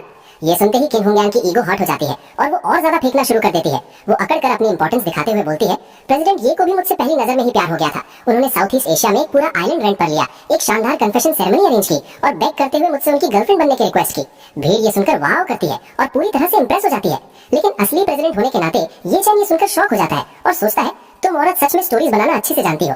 फिर वो इस पॉइंटलेस डिस्कशन से थककर कहता है, रहने दो, मैं तुमसे अब और आर्ग्यू नहीं करना चाहता। इस पॉइंट पर ये चैन अपना ध्यान हटाता है और सीधा जायाओ की तरफ मुड़ता है और अपना फाइनल डिसीजन सुनाता है, जायाओ चलो अभी सिविल अफेयर्स ब्यूरो चलते हैं डिवोर्स का प्रोसेस शुरू करने के लिए। ये बात सुन के जायाओ भी बराबर गुस्से में जवाब देती है, ठीक है चलो। लेकिन तभी शाओजी उनका रास्ता रोक लेता है। वो उन्हें इतनी आसानी से जाने नहीं देना चाहता और मॉकिंग टोन में कहता है, इतनी जल्दी मत करो, बर्थडे बैंक्वेट खाने के बाद चले जाना। जब हम थोड़ी देर में फीस्ट शुरू करेंगे तो दरवाजे पर तुम्हारे लिए भी एक बोर्ड रख देंगे। आखिरकार खाना खाने के बाद तुम्हें युनजाओ से गेट आउट जो होना है। फिर शाओजी माकुन की तरफ मुड़ता है और पुराने किस्से को याद करते हुए कहता है, मुझे अभी भी बॉस माँ को थैंक यू बोलना है। वो बाहर वाला सीन जहाँ तुमने ये चैन के कपड़े उतरवाए थे वो क्लासिक था, बिल्कुल किसी डॉग को ट्रेन करने जैसा। माकुन भी अपनी तारीफ सुनकर खुश हो जाता है और कहता है, यंग मास्टर वांग कुछ ज्यादा ही पोलाइट हो रहे हैं। अगर मुझे पता होता तो मैं यंग मास्टर वांग से पहले ही रिकॉर्ड करने को कह देता। आगे चलकर जब आप बोर होते तो उसे देखकर कुछ स्ट्रेस कम कर सकते थे। वो एक शैतानी स्माइल के साथ ऐड करता है, आखिरकार इस तरह की डॉग ट्रेनिंग वाली वीडियो बहुत रेयर होती है। इन दोनों की बदतमीजी और हद से ज्यादा एरोगेंस सुनकर ये चैन का दिमाग पूरी तरह घूम जाता है। वो मन में एक फाइनल फैसला कर लेता है, माकुन का काम अभी के अभी तमाम करना पड़ेगा। इसके आगे और कोई सुनवाई नहीं होगी। बिना एक सेकंड भी वेस्ट किए वो तुरंत अपना फोन निकालता है और एक खास नंबर डायल करता है। उधर से वही ओल्ड मैन की रिस्पेक्टफुल आवाज आती है। Third young master. ये चैन बिना वक्त गवाए अपने टारगेट को कंफर्म करने के लिए पूछता है, वहाँ वो आदमी है जो फूड डिलीवरी का काम करता है और हमेशा मेरे दादाजी को खाना खिलाने की जिद करता रहता है, उसका नाम क्या था भला? मुझे याद नहीं आ रहा। फोन पर वो ओल्ड मैन तुरंत डिटेल्स कंफर्म करता है। क्या आप ट्वान ट्वान डिलीवरी के सीईओ वू शिया होंग की बात कर रहे हैं? नाम सुनते ही ये चैन सीधा हुक्म देता है, राइट वही है वो, उसे अभी कांटेक्ट करो और कहो कि वो युनजू में ट्वान ट्वान डिलीवरी की एजेंसी को इमीडिएट इफेक्ट से रिवोक कर दे।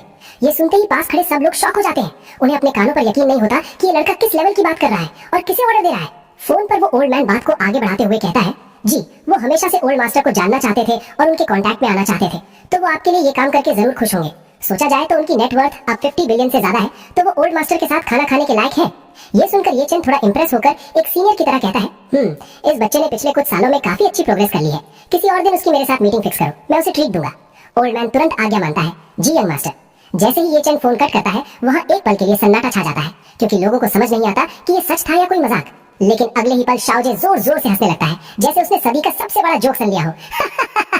ये चैन तुम किस तरह का ड्रामा कर रहे हो? बॉस माँ की एजेंसी रिवोक करवाना? तुम अपने आप को समझते क्या हो? माकुन भी ये चैन को नीचा दिखाते हुए उसकी औकात याद दिलाता है और कहता है, बच्चे तुम्हें शो ऑफ करने के लिए सही टाइम चुनना चाहिए। क्या तुम्हारी ये फेक बातें यहाँ काम आएंगी? तुम जैसे लूजर से कौन डरेगा भला? बात यही नहीं रुकती। माकुन आगे बढ़कर ये चैन के दादा की इंसल्ट करता है। तुम्हारा दादा बस एक फार्मर है, सीईओ वू के पास हजारों करोड़ की वेल्थ है, तुम अपने दादा को उनके साथ खाना खिलाओगे? तुम साले किसी सपने में जी रहे हो।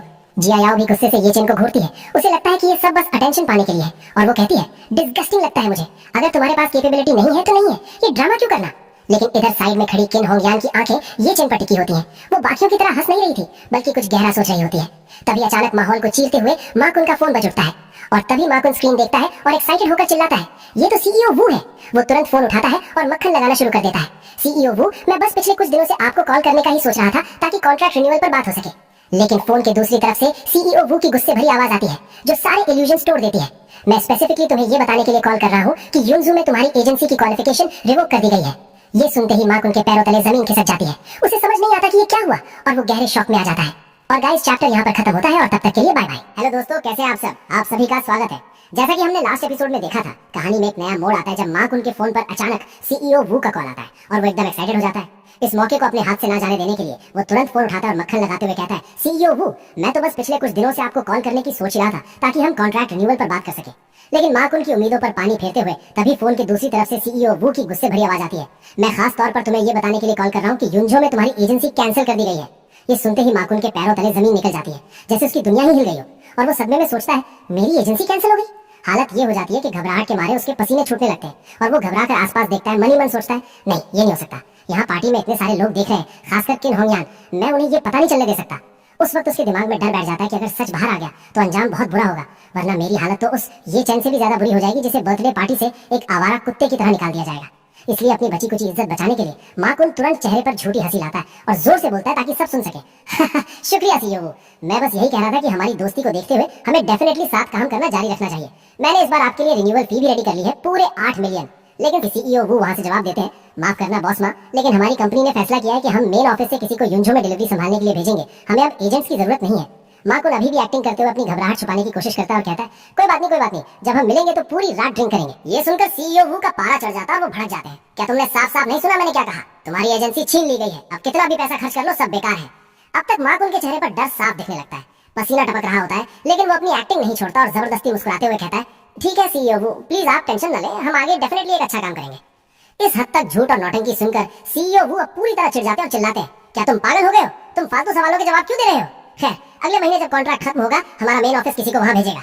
और इतना कहकर फोन कट हो जाता है। लेकिन हद तो तब हो जाती है जब फोन कटने के बाद भी माकुन हवा में बात करते हुए कहता है, ठीक है सीईओ वू, जब मिलेंगे तब बात करेंगे। ये सारा नाटक देखकर ये चेन थोड़ा हैरान होता है, उसे समझ नहीं आता कि ये क्या चल रहा है और सोचता है, क्या बटलर फैंग ने अभी तक वू शियाहोंग को मैसेज नहीं दिया? तभी शाओजे, जो इस पूरी सच्चाई से अनजान था, माकुन के पास आते हुए पूछता है, बॉस माँ, अभी आपकी फोन कॉल सुनकर ऐसा लग रहा है कि रिन्यूअल का मैटर सेटल हो गया। माकुन, जो अंदर से टूट चुका है, बाहर से कॉन्फिडेंट दिखते हुए झूठ बोलता है, हाँ बिल्कुल, बहुत ही अच्छा रहा सब कुछ। शाओजी खुश होकर अपना ग्लास उठाता है और जश्न मनाते हुए कहता है, आइए बॉस माँ, मैं आपके लिए टोस्ट करता हूँ और दुआ करता हूँ कि आपके पास पैसों की बारिश होती रहे। माकुन ग्लास मुंह से लगाता है और एक सांस में पी जाता है, लेकिन पीते हुए उसकी आंखों से आंसू बहने लगते हैं और वो मनी मन रोता है, शुक्रिया यंग मास्टर वोंग। ये चंद दूर से ये सब देख रहा होता है और नोटिस करता है, माकुन की आंखों में आंसू। वहीं दूसरी तरफ शाओजी उसे तारीफ करते हुए कहता है, बॉस माँ तो सच में दिलदार है, एक बार में ही पूरा पी गए। लेकिन किन होंगयान उसके आंसू देख लेती है और हैरानी से पूछती है, बॉस माँ आप रो क्यों रहे, आप ठीक तो है ना। पकड़े जाने के डर से माकुन जल्दी से बहाना बनाता है, मैं ठीक हूँ, बस वो कड़वी ड्रिंक गले में लग गई थी इसलिए आंखें भर आई।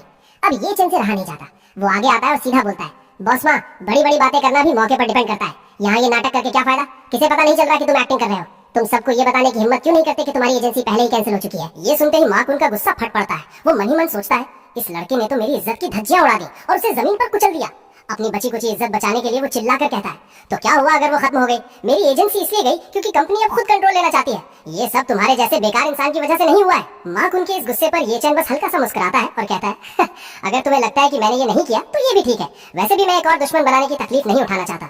और ये बात सुन के माकुन का ईगो हर्ट हो जाता है, वो गुस्से में कहता है, तुम अपने आप को समझते क्या हो, तुम्हारी औकात ही क्या है एक गंदे डिलीवरी वाले के अलावा। इस बहस के बाद माहौल गर्म हो जाता है और गेस्ट्स आपस में बातें करने लगते हैं। कोई कहती है, माकुन की एजेंसी छीनते ही ये चैन का कनेक्शन तो नहीं, तो कोई दूसरा कहता है, अरे नहीं ऐसा नहीं हो सकता, वो तो बस एक छोटा सा घर जमाई है। लेकिन कुछ लोग डरते हुए सोचते हैं, लेकिन अगर ये सच हुआ तो, अगर हमने इसका मजाक उड़ाया तो क्या होगा।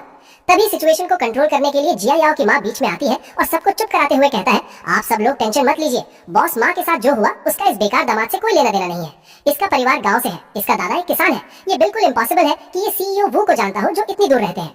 ये बात सुन के वैंग फैमिली के बाकी लोग भी हाँ में हाँ मिलाते हैं, सही बात है, ये बेकार इंसान पिछले 3 साल से हमारे परिवार में घर जमाई बनकर रह रहा है, अगर ये सच में इतने बड़े लोगों को जानता तो क्या ये 3 साल तक खुशी खुशी कुत्ता बनकर रहता। एक और रिश्तेदार बात को आगे बढ़ाते हुए कहता है, बिल्कुल, अमीर घर के लड़के तो नाजुक होते हैं, वो थोड़ी सी भी तकलीफ नहीं झेल सकते, तो वो 3 साल तक घर जमाई बनकर कैसे रह सकते हैं, ये तो सच में बहुत फनी बात है। इसी बीच ओल्ड मैडम वैंग सिक्योरिटी को इशारा करती है और उसके बाद गार्ड्स माकुन को घेर कर उसे बाहर निकालने लगते हैं।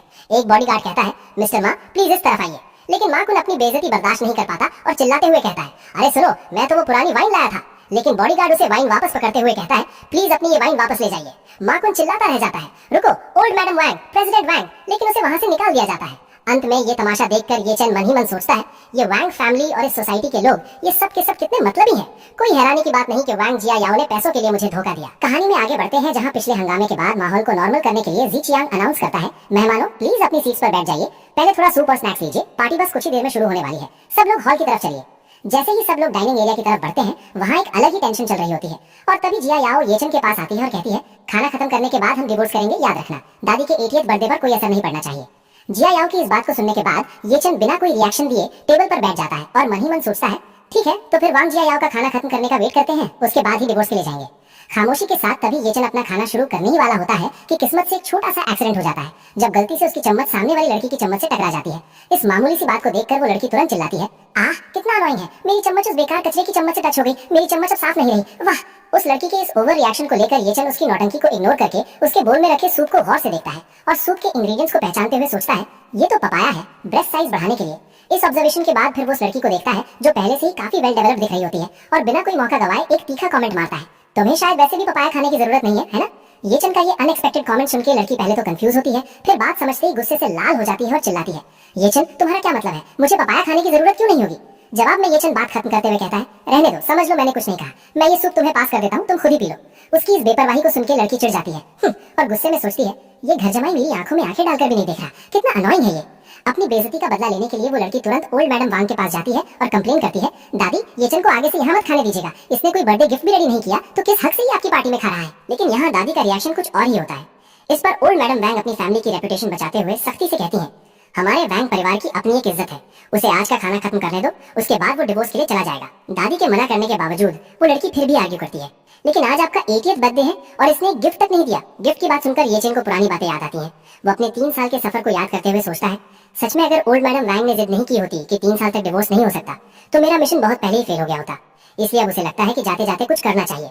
फैसला लेते हुए वो डिसाइड करता है, आज मैं ऑफिशियली वैंग फैमिली छोड़ रहा हूँ और कोइंसिडेंटली आज बुढ़िया का 80th बर्थडे भी है, तो मुझे सच में गिफ्ट देना चाहिए। अपने प्लान को अंजाम देने के लिए वो तुरंत अपना फोन निकालता है और एक नंबर डायल करके ऑर्डर देता है, हेलो मेरे लिए गिफ्ट रेडी करो और उसे वान हाउ होटल डिलीवर करवा दो। ये चेन को फोन पर गिफ्ट मंगवाते हुए देखकर उसकी ये बात सुनकर जिया याओ कहती है, चा अब तुम्हें अपनी शर्म याद आई, लेकिन हमारा वैंग परिवार तुम्हारे भेजे हुए कचरे को एक्सेप्ट नहीं करेगा। जिया याओ को लगता है कि ये बस दिखावा है। वो मन ही मन सोचती है, ये चेन जैसा आदमी जो बीवी के पैसों पर पलता हो वो भला क्या ही दे सकता है।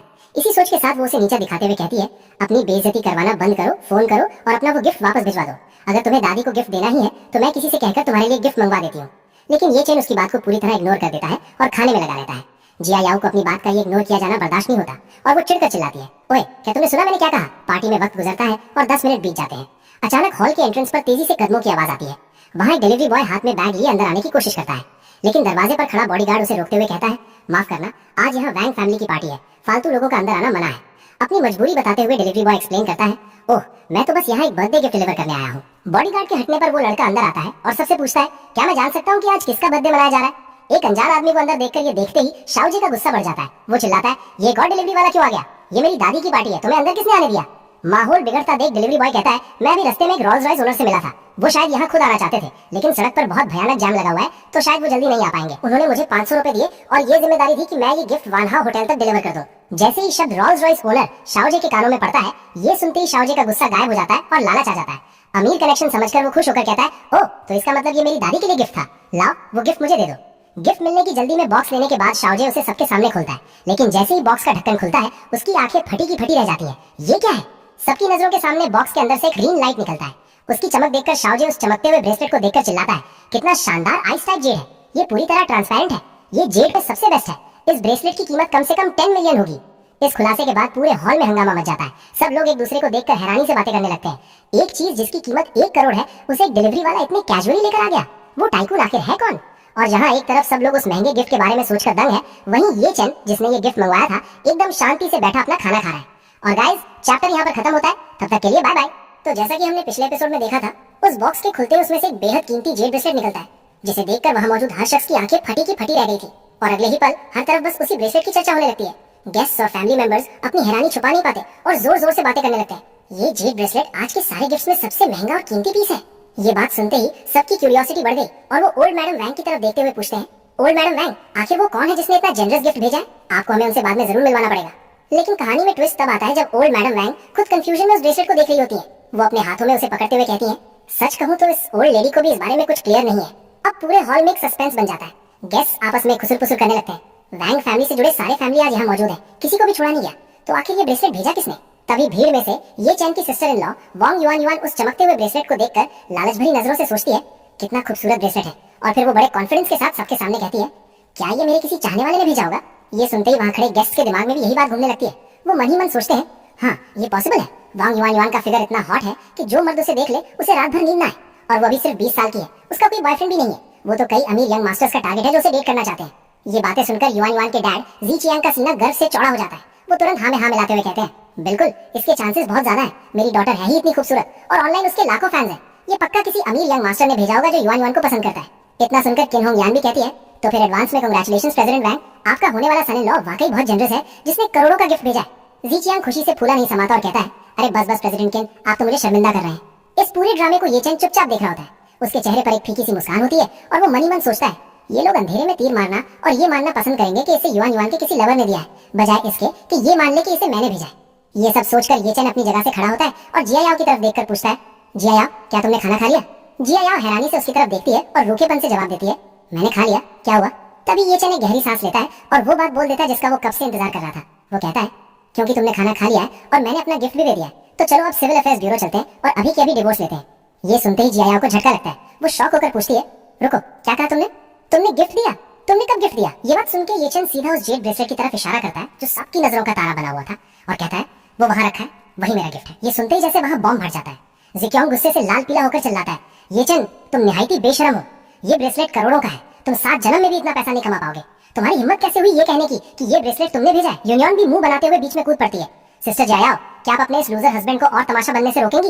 ये साफ है कि ये मेरे किसी सूटर ने भेजा है। वहीं खड़ा शाओ जी भी ये चैन की बेइज्जती करने का मौका नहीं छोड़ता। हम 4 लोगों की फैमिली जो एक ढंग का बर्थडे गिफ्ट नहीं दे पाई, अब ये बाहर आकर किसी और के गिफ्ट का क्रेडिट ले रहा है। सच में इसने हमारी वैंग फैमिली की नाक कटवा दी है। इसके तुरंत बाद जायाओ गुस्से में ये चैन को कहती है, चलो जल्दी चलो, हम अभी सिविल अफेयर्स ब्यूरो जा रहे हैं। मैं तुम जैसे लूजर की वाइफ एक सेकंड के लिए भी और नहीं रहना चाहती। लेकिन निकलने से पहले ये चैन एक आखिरी बार ओल्ड मैडम वैंग की तरफ देखता है और कहता है, ओल्ड मैडम वैंग, 3 साल तक चाहे वक्त अच्छा था या बुरा, हम एक फैमिली थे। मैं ये ब्रेसलेट आपको देता हूँ, हैप्पी बर्थडे। लेकिन ओल्ड मैडम वैंग चिढ़ते हुए कहती है, बस बस ये नाटक बंद करो, जल्दी दफा हो जाओ यहाँ से और ये शेखी बगाड़ना बंद करो। फिर वो मुंह में बड़बड़ाती है, इस घर जमाई ने सच में हमारी फैमिली को शर्मिंदा कर दिया है। तभी पीछे से शाओ जी धमकी देते हुए चिल्लाता है, ये चन डिवोर्स के बाद ट्रेन पकड़ना और इस युनजू सिटी से दफा हो जाना। मैं तुम्हें दोबारा यहाँ नहीं देखना चाहता, सुनाई दिया। ये बात सुनकर ये चन पलटता है और जवाब देता है, मैं युनजू छोड़ू या ना छोड़ू ये मेरी आजादी है, तुम्हें कोई हक नहीं बनता बीच में बोलने का। और फिर ये चन वहां से निकल जाता है। होटल के बाहर आते ही उसे एक BMW कार दिखती है जिसमें फैंग चाओ और जियाओ बैठे होते हैं। फैंग चाओ येचन का मजाक उड़ाते हुए कहता है, बच्चू, जियालिन ने कहा कि तुम BMW में बैठने के लायक नहीं हो, तुम शेयर्ड बाइक ले लो वहां पहुंचने के लिए। हम सिविल अफेयर्स ब्यूरो के गेट पर तुम्हारा इंतजार करेंगे। इसके तुरंत बाद वो तेजी से गाड़ी भगा ले जाता है, पीछे येचन को अकेला छोड़ते हुए। लेकिन येचन शांति से एक टैक्सी को हाथ देता है और ड्राइवर से कहता है, हेलो, सिविल अफेयर्स ब्यूरो चल रहा है। कुछ देर बाद सीन शिफ्ट होता है सिविल अफेयर्स ब्यूरो के अंदर, जहां माहौल बिल्कुल शांत है। काउंटर पर बैठा ऑफिसर उन दोनों के हाथ में डिवोर्स के पेपर्स थमा देता है और फॉर्मली कहता है, ये रहे आप दोनों के डिवोर्स सर्टिफिकेट्स। ये बात सुनते ही येचन उस सर्टिफिकेट को अपने हाथ में लेता है और एक सुकून भरी सांस छोड़ता है। वो मनी मन सोचता है, फाइनली मुझे डिवोर्स सर्टिफिकेट मिल गया। 3 साल बाद आखिरकार अब मैं घर जमाई नहीं रहा। अपने सर्टिफिकेट को देखते हुए अगले ही पल येचन अपने आगे का प्लान बनाता है। अब अगला ट्रायल बिजनेस का होगा। अब मुझे पूरी तरह प्योर दिल से अपने करियर पर ध्यान देना है। लेकिन तभी जिया याओ उसे एक ताना मारती है, सही कहा, अब तुम घर जमाई नहीं रहे, अब तुम एक छोड़े हुए सॉन इन लॉ बन गए हो, जो कि एक घर जमाई होने से भी ज्यादा शर्मनाक है। लेकिन येचन बिना रुके आगे से कहता है, जो कहना है कहो, मुझे अब तुमसे कोई लेना देना नहीं है। और ये कहते ही वो टैक्सी में बैठता है और वहां से निकल जाता है। लेकिन उसके पीछे खड़ी जिया याओ का गुस्सा अभी भी शांत नहीं हुआ था। वो टैक्सी को जाते हुए देखकर जोर से चिल्लाती है, येचन, तुम एक छोड़े हुए सोन इन लॉ हो, एक बेकार चीज हो। इसी गुस्से के बीच जिया याओ और फैंग चाओ तुरंत अपनी कार में बैठ जाते हैं। सीट पर बैठते ही जिया याओ कहती है, फैंग चाओ, गाड़ी चलाओ और उसका पीछा करो, देखो वो युंजू छोड़कर जा रहा है या नहीं। तभी फैंग चाओ तुरंत ओके बोलकर इंजन स्टार्ट करता है और कार को तेजी से येचन की टैक्सी के पीछे भगा देता है। ड्राइव करते हुए फैंग चाओ बड़े कॉन्फिडेंस के साथ कहता है, वो पक्का ट्रेन पकड़कर युंजू छोड़ने वाला है। यहाँ युंजू में उसका गुजारा पूरी तरह बंद हो चुका है और उसके पास कोई सेविंग्स भी नहीं है। अगर वो यहाँ से नहीं गया तो क्या वो यहाँ नॉर्थ वेस्ट की हवा पिएगा? ये सुनकर जिया याओ थोड़ा सोच में पड़ जाती है और कहती है, बात तो सही है, लेकिन अभी येचन का जो एक्सप्रेशन था उसे देखकर मुझे लगता है कि मामला इतना सिंपल नहीं है। थोड़ी देर पीछा करने के बाद फैंग चाओ को अचानक रास्ता कुछ अजीब लगता है और वो हैरानी से कहता है, ये रास्ता, ये तो ट्रेन स्टेशन की तरफ नहीं जाता। ये सुनते ही जिया याओ तुरंत पूछती है, क्या ये एयरपोर्ट का रास्ता है? लेकिन फैंग चाओ इनकार करते हुए कहता है, बिल्कुल नहीं, ये तो एक्सेस डिस्ट्रिक्ट की तरफ जा रहा है। इसी बात पर जिया याओ कहती है, क्या ऐसा तो नहीं कि वो युंजू छोड़ने का प्लान ही नहीं बना रहा? लेकिन फैंग चाओ इस बात को हल्के में लेता है और मुस्कुराते हुए कहता है, ये लड़का शायद रूम लेने के लिए कोई होटल ढूंढ रहा है। तुम टेंशन मत लो, होटल इंडस्ट्री में हमारी वैंग फैमिली के कनेक्शंस हैं। मैं गारंटी देता हूँ उसे 4 स्टार से नीचे के किसी होटल में भी जगह नहीं मिलेगी। करीब 10 मिनट बाद सीन शिफ्ट होता है और वो लोग वेस्ट लेक 4 सीजन्स होटल के बाहर पहुंचते हैं, जहाँ येचन अपनी टैक्सी से उतर जाता है। ठीक उसी वक्त फैंग चाओ और जिया याओ भी वहां पहुंच जाते हैं और येचन को वहां देखकर फैंग चाओ चिढ़कर कहता है, डैम, ये येचन यहाँ 4 सीजन्स होटल में वेटर की जॉब अप्लाई करने तो नहीं आया ना? ये बात सुनकर जिया याओ गुस्से में कहती है, अभी बर्थडे बैंक्वेट में यंग मास्टर सन ने साफ तौर पर इसके वेटर बनने का रास्ता ब्लॉक कर दिया था, ये फिर भी अप्लाई करने आ गया। साफ है कि इसे हमारी वैंग फैमिली के कनेक्शंस की कोई परवाह नहीं है। और इतना सुनते ही फैंग चाओ अपना फोन निकालता और कहता है, इस कमीने को मेरी पावर पर भरोसा नहीं है ना, रुको मैं भी एक कॉल करता हूँ। वो फोन मिलाता और अकड़ कर बोलता है, हेलो लिटिल चियांग, अभी भी वेस्ट लेक में मैनेजर हो ना? मेरे पास तुम्हारे लिए एक टास्क है। एक लड़का तुम्हारे होटल में जॉब अप्लाई करने गया है, नाम है येचन, उसे जॉब मत देना। लेकिन अगले ही पल फोन पर सामने वाले की बात सुनकर फैंग चाओ के होश उड़ जाते हैं। वो शॉक होकर चिल्लाता है, क्या? उसकी हालत देखकर जिया याओ घबरा कर पूछती है, क्या हुआ? तभी फैंग चाओ फोन नीचे करता और हैरानी से कहता है, वो कह रहा है कि उसने चेक किया, कोई भी अप्लाई करने नहीं आया। फिर वो कंफ्यूज होकर खुद से सवाल करता है, अगर ये चैन वेस्ट लेक होटल में अप्लाई करने नहीं गया तो फिर वो अंदर किस लिए गया? इतना सोचते उसके दिमाग में ख्याल आता है, वो कहता है, कहीं ये चैन होटल में रुकने तो नहीं गया? ये सुनते ही जिया याओ झटके से इनकार करती है, नामुमकिन, वेस्ट लेक होटल का किराया कम से कम 8,000 है एक रात का, और अभी जब हमारा डिवोर्स हुआ मैंने उसके सारे बैंक कार्ड जब्त कर लिए थे, उसके पास बस कुछ 100 कैश और क्रेडिट ऐप पर 2,000 की लिमिट है यूज करने के लिए। तभी फैंग चाओ कंफ्यूजन मिटाने के लिए कहता है, चलो अंदर चलकर लिटिल चियांग से ही पूछ लेते हैं। अब सीन शिफ्ट होता है वेस्ट लेक होटल की लॉबी में। जैसे ही वो अंदर पहुंचते हैं रिसेप्शनिस्ट सारी बात बता देती है। ब्रदर चाओ, जिस येचन की आप बात कर रहे थे उसने वाकई अभी होटल में चेक इन किया है और उसने 7 दिन का पेमेंट एडवांस में किया है। और ये सुनते ही फैंग चाओ के पैरों तले जमीन खिसक जाती है। वो जोर से चिल्लाता है, 7 दिन, 50,000 से ज्यादा? वो तुरंत कैलकुलेशन करने लगता है, एक कमीना तो बड़ा शातिर निकला, 8,000 एक रात का तो 7 दिन का हुआ 56,000। फिर वो जिया याओ से कहता है, जिया याओ इसने काफी प्राइवेट मनी छुपा रखा था, पक्का इसने सब्जी, कुत्ते का खाना और डेली सामान के पैसों में से घपला किया होगा। इतने से पैसे चुराने के लिए भी कितना बेशरम है ये। लेकिन तभी रिसेप्शनिस्ट दबे हुए लहजे में उन्हें टोकती है, मिस्टर, ये चैन स्टैंडर्ड रूम में नहीं रुका है, वो प्रेसिडेंशियल स्वीट में है। ये सुनते ही फैंग चाओ और जिया याओ दोनों को एक 440 वोल्ट का झटका लगता है और वो एक साथ चिल्लाते हैं, क्या? और आगे फैंग चाओ का दिमाग सुन पड़ जाता है और वो हकलाते हुए कहता है, वेस्टलेक होटल का प्रेसिडेंशियल स्वीट 80,000 का है एक रात का, 7 दिन का हुआ 5,60,000। वो शॉक में जिया याओ की तरफ देखता है और पूछता है, जिया याओ, क्या तुम श्योर हो कि ये पैसा उसने तुम्हारी फैमिली के खर्चों से बचाया है? और गाइस, चैप्टर यहाँ पर खत्म होता है और तब तक के लिए बाय बाय। तो जैसा कि हमने पिछले एपिसोड में देखा था, रिसेप्शनिस्ट ने बता दिया था कि ये चैन किसी मामूली कमरे में नहीं बल्कि शहर के सबसे महंगे प्रेसिडेंशियल स्वीट में रुका है। इस बात को सुनते ही फैंग चाओ और जिया याओ को जैसे 440 वोल्ट का झटका लगता है। दोनों की आंखें फटी की फटी रह जाती हैं और मुंह से बस एक ही शब्द निकलता है, क्या? और आगे फैंग चाओ को दिमाग सुन्न पड़ जाता है और वो तुरंत अपने मन में कैलकुलेशन करने लगता है। वेस्टलेक होटल के प्रेसिडेंशियल स्वीट का किराया 80,000 एक रात का है और अगर वो वहाँ 7 दिन रहने वाला है तो इसका मतलब टोटल खर्चा हुआ 5,60,000। ये फिगर सोचते ही फैंग चाओ के पसीने छूटने लगते हैं। वो घबराहट में जिया याओ की तरफ देखता है और पूछता है, जिया याओ, क्या तुम्हें अब भी लगता है कि ये पैसे उसने तुम्हारी फैमिली के खर्चों में से बचाए हैं? इतनी बड़ी रकम सिर्फ स्क्रिम्पिंग से नहीं आती। अपने शक को यकीन में बदलने के लिए फैंग चाओ तुरंत रिसेप्शनिस्ट की तरफ घूमता है और हैरानी से पूछता है, क्या तुम श्योर हो? क्या ये चिन ने अभी के अभी पूरे 5,60,000 पे कर दिए? ये बात सुन के रिसेप्शनिस्ट जवाब देती है, जी हाँ सर, पेमेंट कंप्लीट हो चुका है। लेकिन रिसेप्शनिस्ट की अगली बात ने उन दोनों के जख्मों पर नमक छिड़कने का काम किया। वो मुस्कुराते हुए कहती है, और तो और उन्होंने मुझे खुश होकर 10,000 की टिप भी दी है। ये सुनते ही जिया याओ का गुस्सा कंट्रोल से बाहर हो जाता है। वो भड़क उठती है और चिल्लाते हुए कहती है, तुमने वो टिप रखने की हिम्मत कैसे की? वो सारा पैसा मेरी वैंग फैमिली का है, समझी तुम? जिया याओ वहां तमाशा कर ही रही थी कि फैंचा उसे शांत कराते हुए लॉजिक लगाता है। उसका चेहरा सीरियस हो जाता है। जिया याओ, अभी टिप के पीछे रोने का वक्त नहीं है। असली सवाल ये है कि आखिर उसके पास इतना पैसा आया कहां से? अगर वो पिछले 3 साल से सब्जी भाजी के पैसे मार भी रहा था, तब भी 1 मिलियन जमा करना नामुमकिन है। ये सुनते ही जिया याओ सोच में पड़ जाती है। सही कहा तुमने। और तभी उसके दिमाग की बत्ती जलती है। उसे कुछ याद आता है। वो तुरंत बोलती है, रुको, वो अक्सर मेरी दादी के घर उनके कुत्ते की देखभाल करने जाता था और मेरी दादी के घर बहुत सारे पुराने और कीमती एंटीक्स पड़े हैं। कहीं ऐसा तो नहीं कि उसने मौका देखकर 1-2 एंटीक्स चुरा लिए और उन्हें बेच दिया? और ये बात सुन के फैंग चाओ कहता है, पक्का यही हुआ होगा। जल्दी से अपनी फैमिली को फोन लगाओ और उन्हें बोलो कि चेक करें कि घर से कुछ गायब तो नहीं है। जिया याओ बिना वक्त गवाए हाँ बोलकर अपना फोन निकालती है। वहीं दूसरी तरफ वानहा होटल के बैंक्वेट हॉल का नजारा कुछ और ही था। काफी देर हो चुकी थी, लेकिन प्रेसिडेंट टेंग और बाकी बड़े गेस्ट अभी तक वहां से गए नहीं थे। सबके मन में बस एक ही सवाल था कि वो मिस्टीरियस इंसान कौन है जिसने इतना महंगा ब्रेसलेट भेजा है। सब उसी सीक्रेट फिगर की एक झलक पाने के लिए रुके हुए थे। और इधर किन होंगयान भी अब रेस्टलेस हो रही थी। वो बार बार दरवाजे की तरफ देख रही थी और सोच रही थी, इतना वक्त बीत गया, वो गिफ्ट भेजने वाला अभी तक आया क्यों नहीं? अगर रास्ते में ट्रैफिक भी होता तब भी उसे अब तक पहुंच जाना चाहिए था। तभी उसके दिमाग में ख्याल आता है जो उसे परेशान कर देता है। वो मन ही मन सोचती है, कहीं ऐसा तो नहीं कि वो ब्रेसलेट सच में ये चैन नहीं भेजा था। उसी वक्त हॉल में खड़ी जिया याओ की मॉम का फोन बजता है। स्क्रीन पर डॉटर लिखा देख वो कॉल पिक करती है। जिया याओ का फोन है। हाँ बेटा, कैसा रहा सब? उस लूजर से डिवोर्स हो गया ना? दूसरी तरफ से जिया याओ की आवाज घबराहट और गुस्से से भरी हुई आती है। मॉम, जल्दी से दादी के घर जाओ, चेक करो कि वहाँ दादी की पुरानी कैलीग्राफी या पेंटिंग्स में से कुछ गायब तो नहीं है। और वो चीखते हुए इल्जाम लगाती है, ये चैन, वो कमीना, उसने पक्का हमारी फैमिली की चीजें चुराई हैं और उन्हें बेचकर पैसे उड़ा रहा है। ये सुनते ही माँ के होश उड़ जाते हैं। क्या ये चैन उस लूजर ने दादी के एंटीक्स चुराए? माँ की ये जोर से कही हुई बात किन होंगयान के कानों में पड़ जाती है। ये सुनते ही किन होंगयान एक गहरी सांस लेती है, जैसे उसका सारा सस्पेंस खत्म हो गया हो। वो सिगरेट का धुआं छोड़ते हुए मन ही मन सोचती है, मुझे लगा था वो लड़का कोई बड़ा बिग शॉट है, पर वो तो बस एक मामूली चोर निकला। उसका इंटरेस्ट अब पूरी तरह खत्म हो चुका था। वो अपनी जगह से खड़ी होती है और कहती है, ओल्ड मैडम और दोनों प्रेसिडेंट वांग्स, कंपनी में कुछ जरूरी काम है तो मैं अब चलना चाहूंगी। ओल्ड मैडम वांग तुरंत खड़ी हो जाती हैं और रिस्पेक्ट से कहती हैं, प्रेसिडेंट किन, वो फाइनेंसिंग वाली बात अब आपके हाथ में है। ये बात सुन के किन होंगयान उसे कहती है, चिंता मत कीजिए, बोलकर वहां से निकल जाती है। और किन होंगयान के जाते ही बाकी गेस्ट भी समझ जाते हैं कि अब वो मिस्टीरियस टाइकून नहीं आने वाला। लगता है वो आज नहीं आएंगे। ये बोलकर सब वहां से निकलने लगते हैं। जब भीड़ छट जाती है तो ओल्ड मैडम वांग गुस्से और कंफ्यूजन में पूछती हैं, जिया याओ ने क्या कहा? ऐसा क्यों है कि डिवोर्स के बाद ही उसे पता चला कि ये चैन ने चोरी की है? माँ गुस्से में एक्सप्लेन करती है, जिया याओ ने बताया है कि ये चैन ने वेस्टलेक होटल में 1 हफ्ते के लिए प्रेसिडेंशियल स्वीट बुक किया है। उसने वहाँ करीब 6 लाख उड़ा दिए। इसीलिए उन्हें शक है कि ये पैसा जरूर उसने आपके एंटीक्स बेचकर कमाया है। ये सुनते ही ओल्ड मैडम वांग का गुस्सा फट पड़ता है। वो टेबल पर हाथ मारते हुए चिल्लाती है, ये घर जमाई। लेकिन ओल्ड मैडम अभी भी उस ब्रेसलेट वाले गेस्ट का इंतजार कर रही थी। वो अपने गुस्से को कंट्रोल करती हैं और सोचती हैं, वो ऑनर्ड गेस्ट जिसने ब्रेसलेट भेजा था वो अभी तक आया नहीं है। हम उस मामूली घर जमाई की वजह से अपना इतना बड़ा मौका हाथ से नहीं जाने दे सकते। और वो फैमिली को 2 हिस्सों में बांट देती हैं। जीचियांग, सुसिन, यूनियन, तुम लोग मेरे साथ यहीं रुको, हम थोड़ी देर और इंतजार करेंगे। और फिर बाकी से कहती हैं, शाओजे, जीयुआन, सुलान, तुम लोग अभी के अभी मेरे घर जाओ और देखो कि क्या क्या गायब है। सब एक साथ हामी भरते हैं। यस, और इसी के साथ सीन शिफ्ट होता है और हम देखते हैं कि शाओजी और जिया याओ के डैड और उसके मॉम विला पहुंच जाते हैं।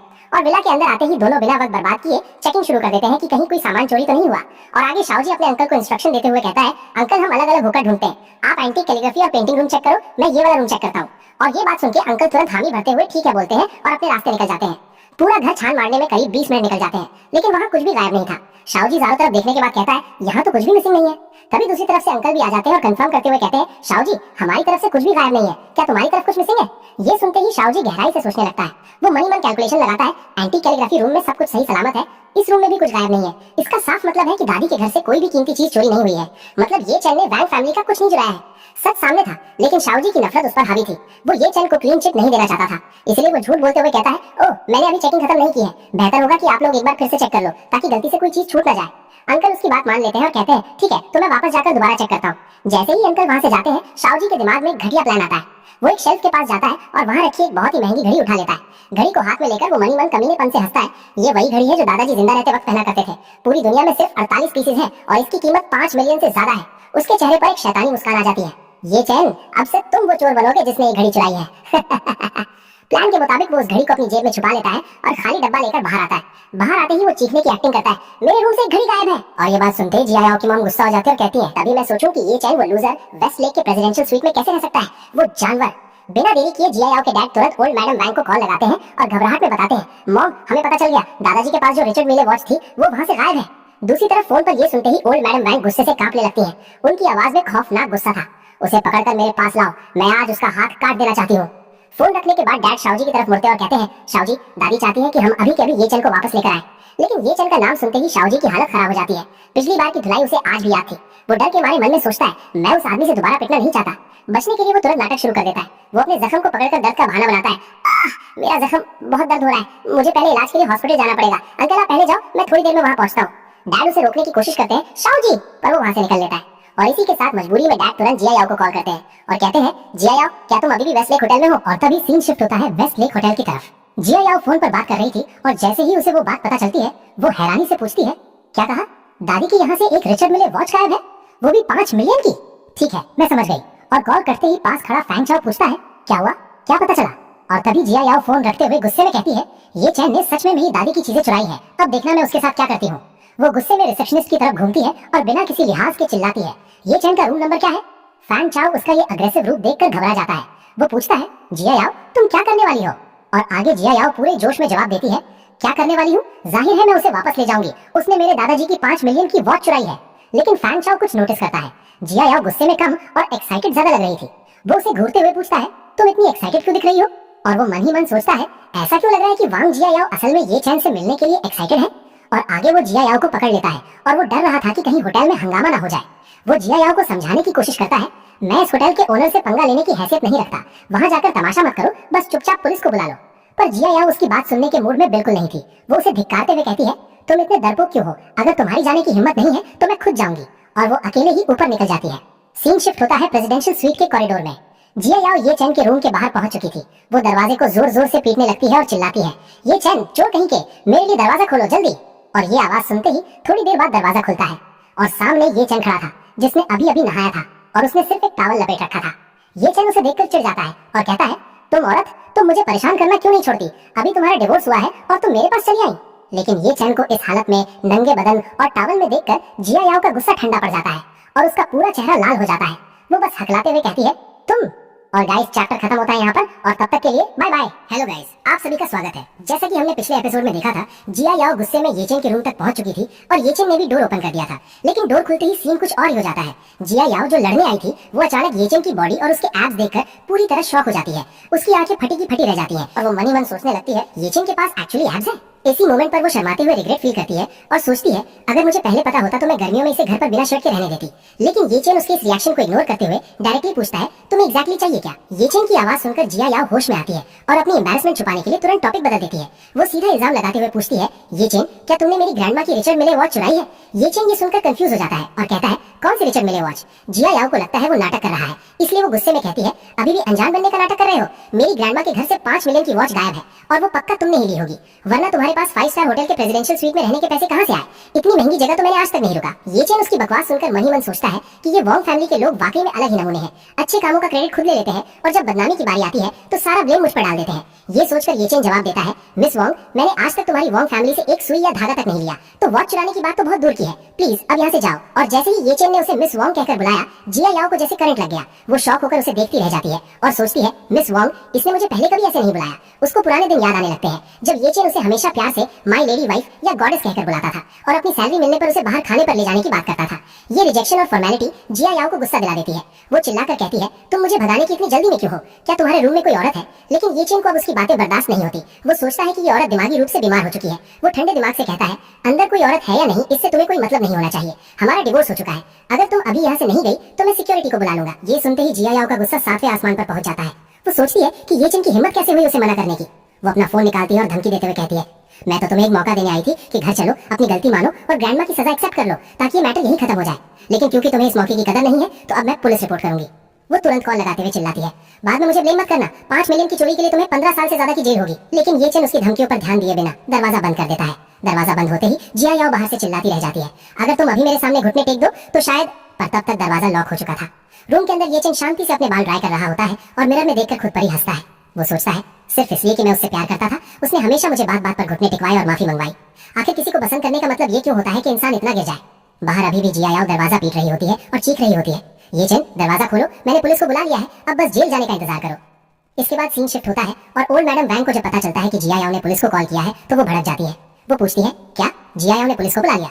तभी जिया याओ की माँ तुरंत अपनी बेटी को डिफेंड करते हुए कहती है, मॉम ये चेन पक्का कॉपरेट नहीं कर रहा होगा, इसलिए जिया याओ को पुलिस बुलानी पड़ी। वैसे भी ये चेन अब हमारी फैमिली का हिस्सा नहीं है, तो उसे फैमिली जस्टिस के हिसाब से हैंडल करना सही नहीं होता। उसे पुलिस बुलाने को किसने कहा था? हमारी फैमिली के मैटर्स में खुद हैंडल करना चाहती थी, किसी बाहर वाले के हवाले नहीं करना चाहती थी। लेकिन तभी आगे से ओल्ड मैडम वांग कहती है, छोड़ो, शायद ये चेन की किस्मत में जेल में सड़ना ही लिखा है। आखिरकार इस लिव इन दामाद में हमारी फैमिली पर एक दाग ही लगाया है। करीब 10 मिनट बाद सीन वापस होटल पर शिफ्ट होता है। पुलिस वहां पहुंच चुका है और जिया याओ से पूछता है, आप मिस वांग जिया याओ है? आपका कहना है कि ये चेन ने आपकी फैमिली की 5 मिलियन की वॉच चुराई है।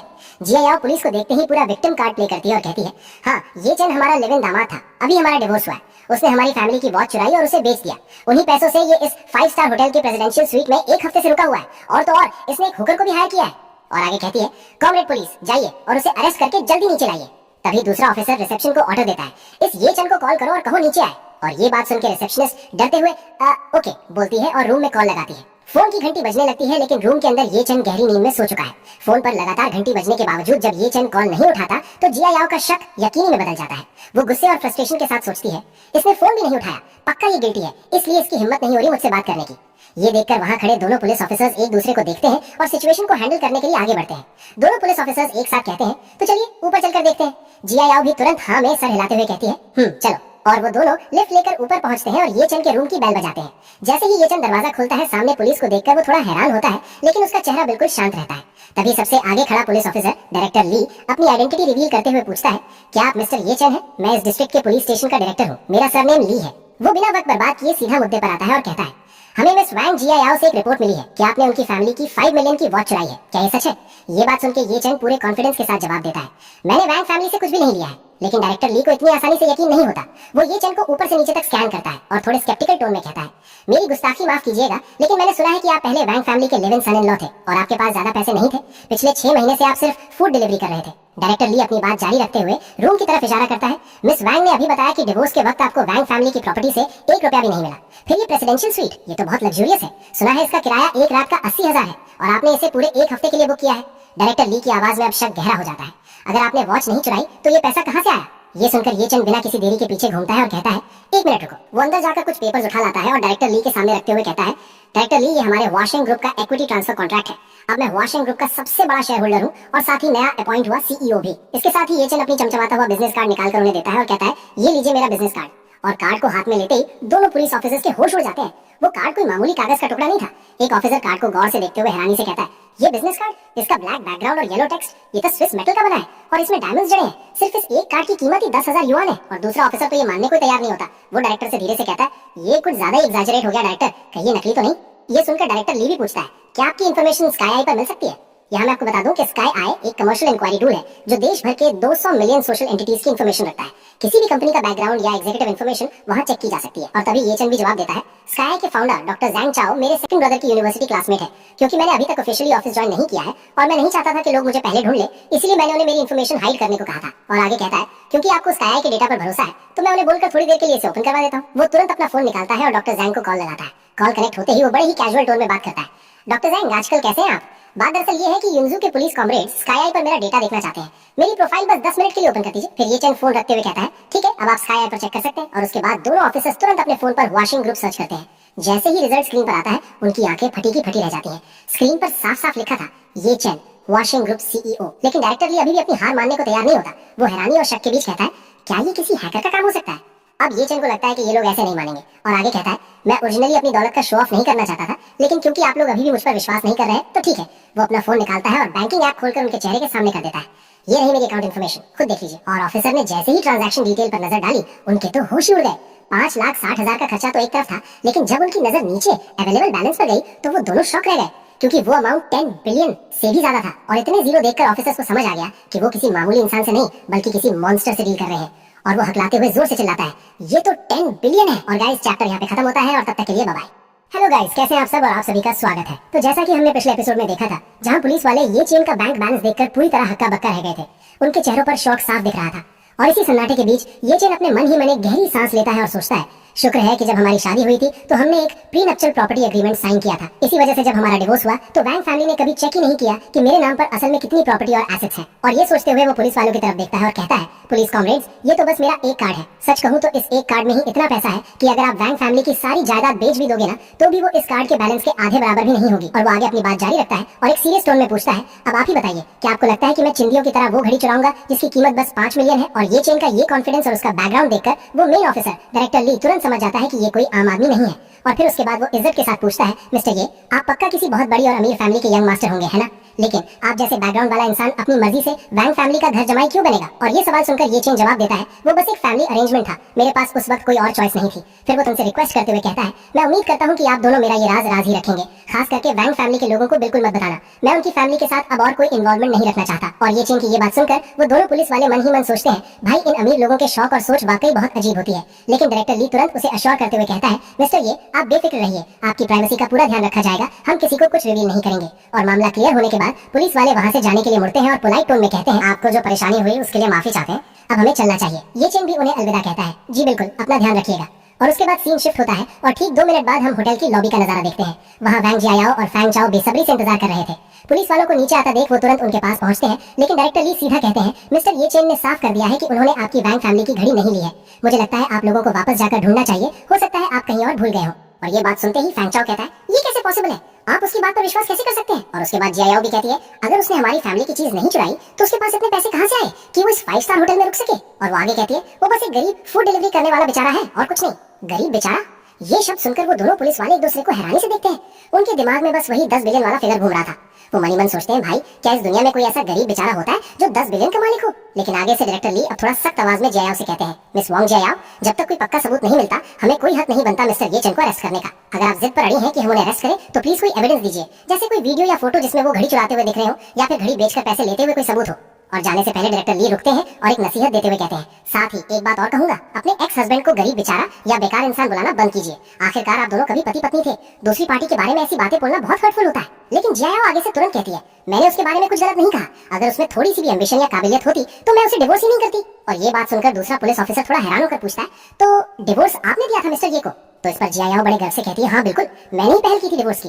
क्यों, क्या वो अभी से पछतावा कर रहा है? लेकिन इधर उसकी गलतफहमी देखकर वो पुलिस वाला अपने मन में ही एक सार्कास्टिक थम्स अप देता है और सोचता है, एक ऐसा पति जिसके पास हजारों करोड़ों की दौलत है, जो हुआसेन ग्रुप की सीईओ को रिजेक्ट कर चुका है। मैडम, पछतावा उसे नहीं आपको होना चाहिए। लेकिन जियाओ के दिमाग में कुछ और ही चल रहा था। वो थोड़ा हिचकिचाते हुए पुलिस वाले से पूछती है, वो क्या उसके कमरे में कोई औरत थी?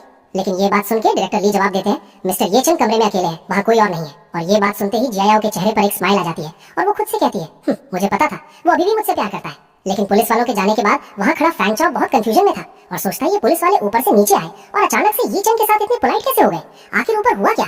अभी वो ये सोच ही रहा था कि तभी जियाओ का फोन बजता है। स्क्रीन पर नाम चमकता है, वोंग शाओजे, भाई का फोन है। ये बोलकर वो कॉल उठाती है, हेलो भाई। और तभी दूसरी तरफ से शाओजे की आवाज आती है जो कहता है, जियाओ, मैंने सुना तूने पुलिस बुलाई थी, क्या हुआ? पुलिस ने उसे अरेस्ट किया या नहीं? ये बात सुनकर जियाओ जवाब देती है, नहीं, पुलिस ने कहा कि कोई सबूत नहीं है, इसलिए वो उसे अरेस्ट नहीं कर सकते।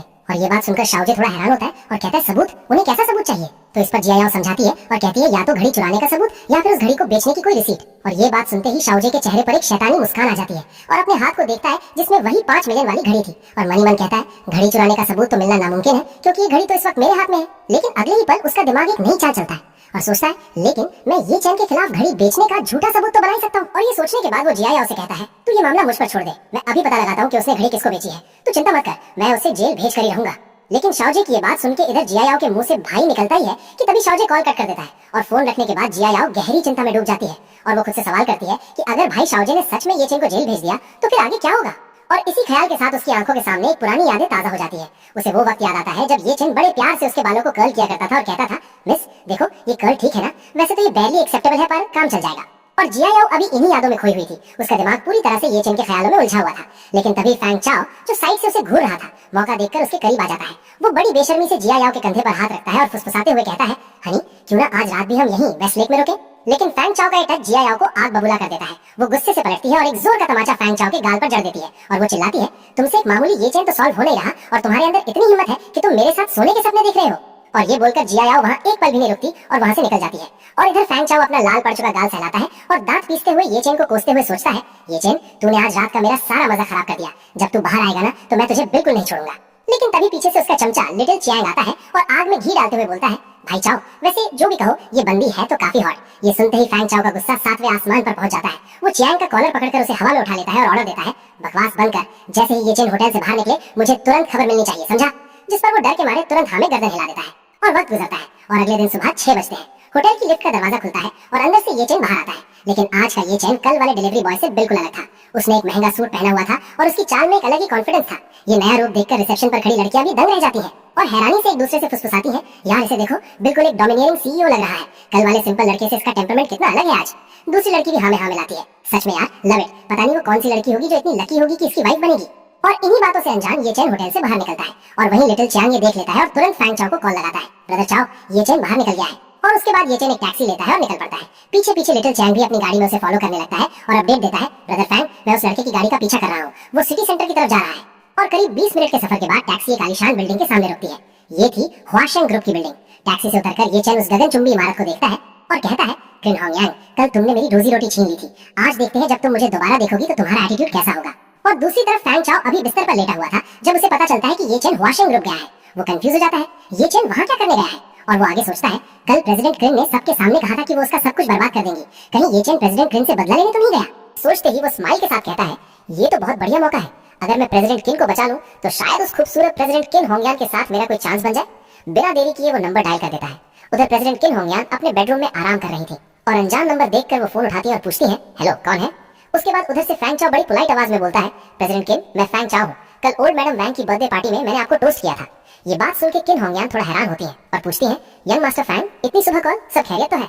तो इस पर फैंग चाओ सीधा मुद्दे पर आता है और कहता है, प्रेसिडेंट किन, आपको वैंग फैमिली का वो घर जमाई ये चेन याद है ना? कल हमने मिलकर उसका बॉयकॉट किया था। वो लड़का आज सुबह सुबह आपकी कंपनी बिल्डिंग पहुंच गया है। मुझे लगता है वो आपसे बदला लेने आया है। ये बात सुन के किन होंगयांग बेफिक्री से कहती है, आप चिंता न करें, बिल्डिंग में एक्सेस कंट्रोल और सिक्योरिटी गार्ड्स है, वो ऊपर नहीं आ सकता। लेकिन फैंग चाओ आगे कहता है, प्रेसिडेंट किन, मेरे आदमी ने देखा है उस लड़के के हाथ में एक एक्सेस कार्ड है और वो सिक्योरिटी क्लियर करके ऊपर आ चुका है। वो शायद इस वक्त आपकी कंपनी के फ्लोर पर छिपा हो सकता है। अगर आप वहां गई तो आपकी जान को खतरा हो सकता है।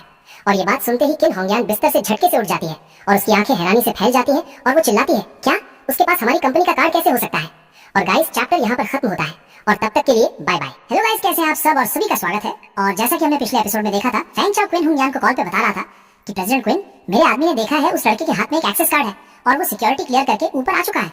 वो शायद इस वक्त आपकी कंपनी के फ्लोर पर छुपा हो सकता है। अगर आप वहां गई तो आपकी जान को खतरा हो सकता है। और ये बात सुनते ही किन होंगयांग बिस्तर से झटके से उठ जाती है और उसकी आंखें हैरानी से बहल जाती है और वो चिल्लाती है, क्या उसके पास हमारी कंपनी का कार्ड कैसे हो सकता है। फिर उसके बाद फैंग चाओ कहता है, अरे उस लड़के ने वैंग फैमिली की वो महंगी घड़ी चुराई थी और उसे 5 मिलियन में बेच दिया।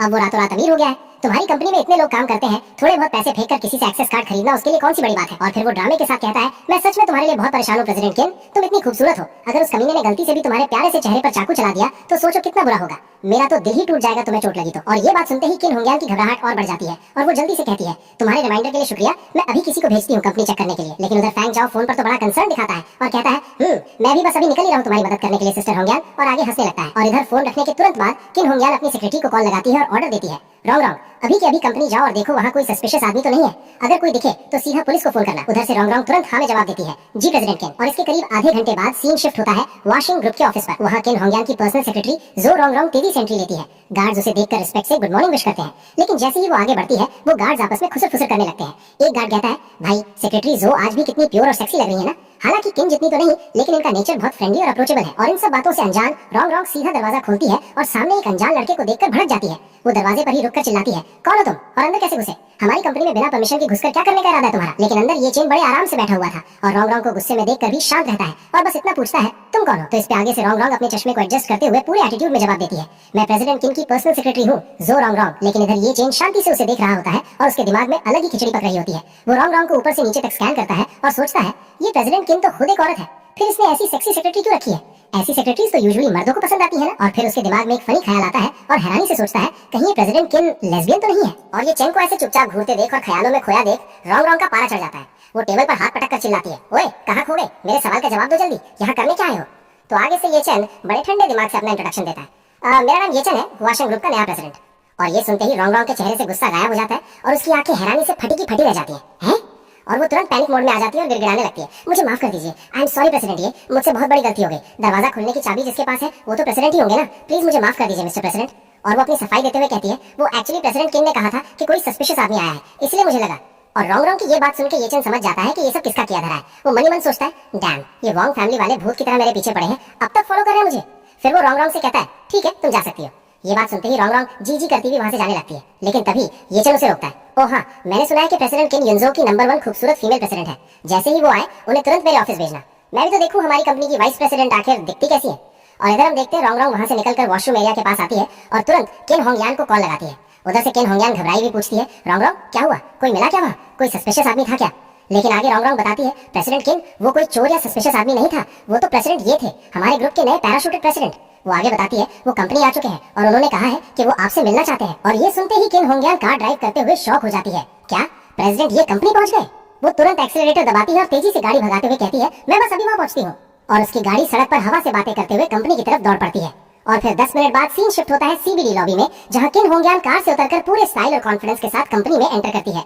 और जैसे ही वो लॉबी में पहुंचती है रोंग रोंग दौड़ते हुए उसके पास आती है और एक्साइटेड होकर कहती है प्रेसिडेंट किन आप आ गई। लेकिन आगे से किन होंगयान बिना वक्त बर्बाद किए सीधा मुद्दे की बात पूछती है, वो नया प्रेसिडेंट ये कहाँ है। रोंग रोंग तुरंत जवाब देती है वो अपने ऑफिस में है, प्रेसिडेंट ये ने कहा है कि जैसे ही आप आ जाए सीधा उनसे उनके कैबिन में मिलने जाए। और फिर तभी किन होंगयान की नजर आसपास के माहौल पर पड़ती है। वो देखती है कि आज रिसेप्शन एरिया में कुछ ज्यादा ही भीड़ है और सब लड़कियां कुछ ज्यादा ही एक्साइटेड लग रही हैं। वो हैरानी से पूछती है आज यहाँ सब इतनी जल्दी कैसे आ गए और ये इतनी हलचल क्यों है। और ये बात सुन के रोंग रोंग एक्साइटमेंट में बताती है वो रिसेप्शनिस्ट के ग्रुप चैट में बात फैल रही है कि नए सीईओ आ चुके हैं और सुनने में आया है कि वो सुपर हैंडसम है, इसीलिए सब उन्हें देखने के लिए भागे चले आए हैं। तो इस पे किन होंगयान पूछती है ओ कितना हैंडसम है वो।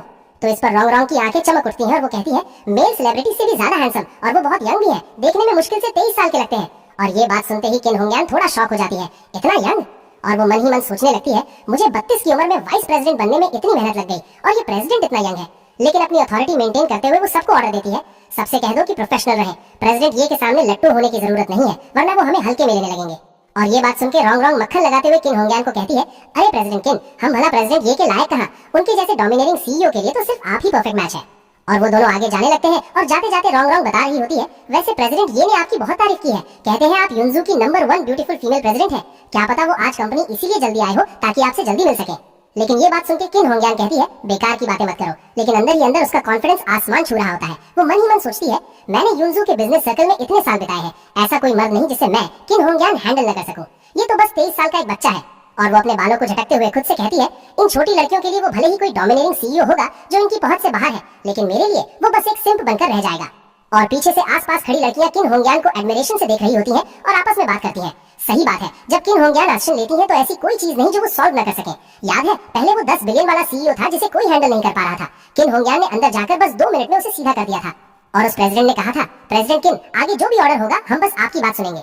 फिर तभी किन होंगयान अपना मेकअप सही करने लगती है और ये देखकर वो लड़कियां मन ही मन सोचने लगती हैं आज तक न जाने कितने लोग किन होंगयान के चार्म के दीवाने हो चुके हैं, हमें इनसे अच्छी तरह सीखना चाहिए। और फिर उसके बाद किन होंगयान ऑफिस के दरवाजे की तरफ बढ़ते हुए रोंग रोंग और बाकी लड़कियों से कहती है जब मैं अंदर जाऊंगी तो मैं जानबूझकर दरवाजा थोड़ा सा खुला छोड़ दूंगी, तुम सब दरवाजे की दरार से देखना कि कैसे मैं इस बिगड़ेल बच्चे को टेम करती हूँ। रोंग रोंग ये सुनकर उछल पड़ती है और कहती है ठीक है आज तो मजा आएगा, मैम मुझसे घुटने टिकवाकर अपने जूते पहनवाना, हम वो क्लासिक सीन फिर से देखना चाहते हैं। और ये सुनकर बाकी लड़कियां भी एक्साइटमेंट में हाँ में हाँ मिलाती हैं, हाँ हमें भी देखना है। और अब किन होंगयान पूरी अकड़ के साथ प्रेसिडेंट के कैबिन के बाहर खड़ी होती है।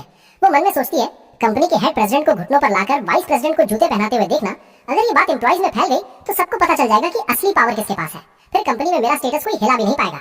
और वो इसी कॉन्फिडेंस के साथ वो दरवाजा नॉक करती है और जैसे ही उसने नॉक किया तभी अंदर से आवाज आती है कम इन। और फिर किन होंगयान दरवाजा खोलकर अंदर जाती है और सामने देखती है जहाँ चेयर पर एक शख्स पीठ करके बैठा हुआ था, विंडो की तरफ देख रहा था। और तभी किन होंगयान अपनी इंट्रोडक्शन देती है और कहती है प्रेसिडेंट ये मैं कंपनी की वाइस प्रेसिडेंट हूँ किन होंगयान।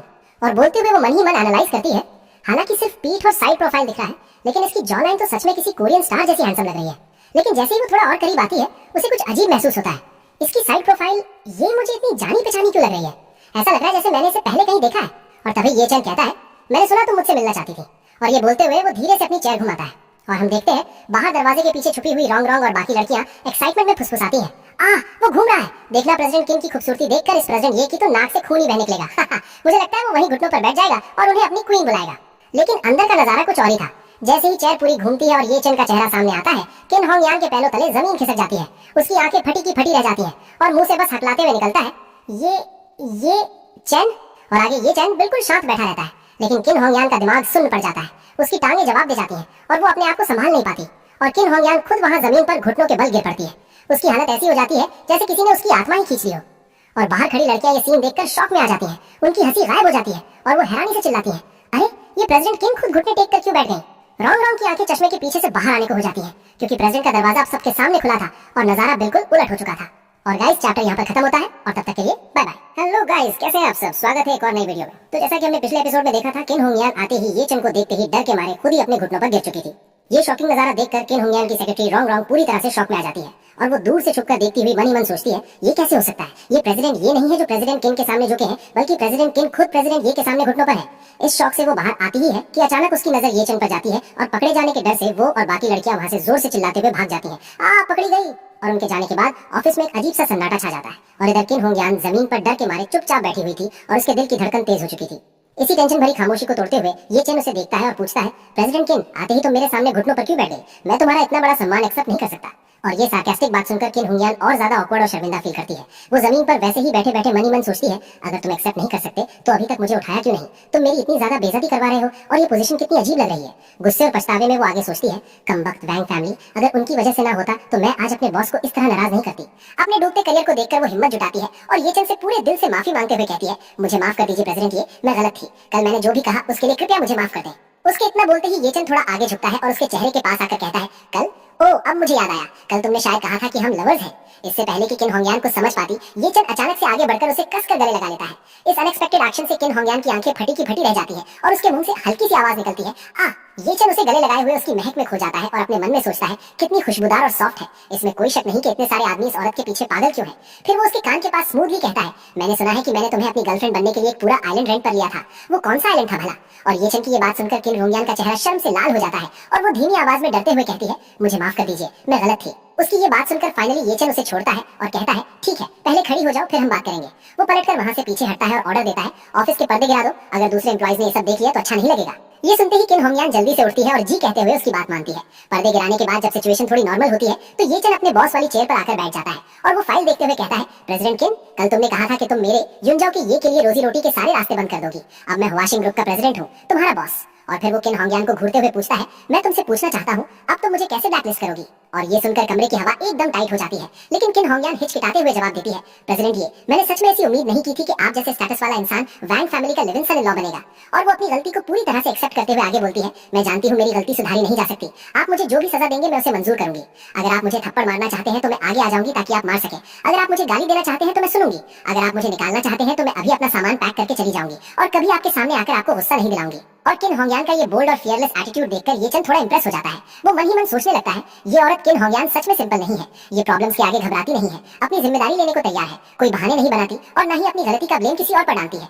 और कुछ देर तक छाने वाली इस खामोशी के बाद ये चन फाइनली रिलैक्स होते हुए कहता है, मेरा तुम्हें निकालने का कोई प्लान नहीं था। उसका एक्सप्रेशन थोड़ा सॉफ्ट हो जाता है और वो समझाते हुए बोलता है, कल सिर्फ तुम ही थी जिसने मुझे एक रास्ता दिया था। अगर मैं सच में एक ordinary live in son in law होता तो उस वक्त तुम ही मेरी बेनिफैक्टर होती। अपनी नौकरी बचती देखकर किन होंगयान के चेहरे पर फाइनली एक राहत भरी मुस्कान आ जाती है। वो पूरे दिल से शुक्रिया अदा करते हुए कहती है, थैंक यू प्रेसिडेंट, ये अब से मैं पूरे दिल से आपकी सेवा करूंगी।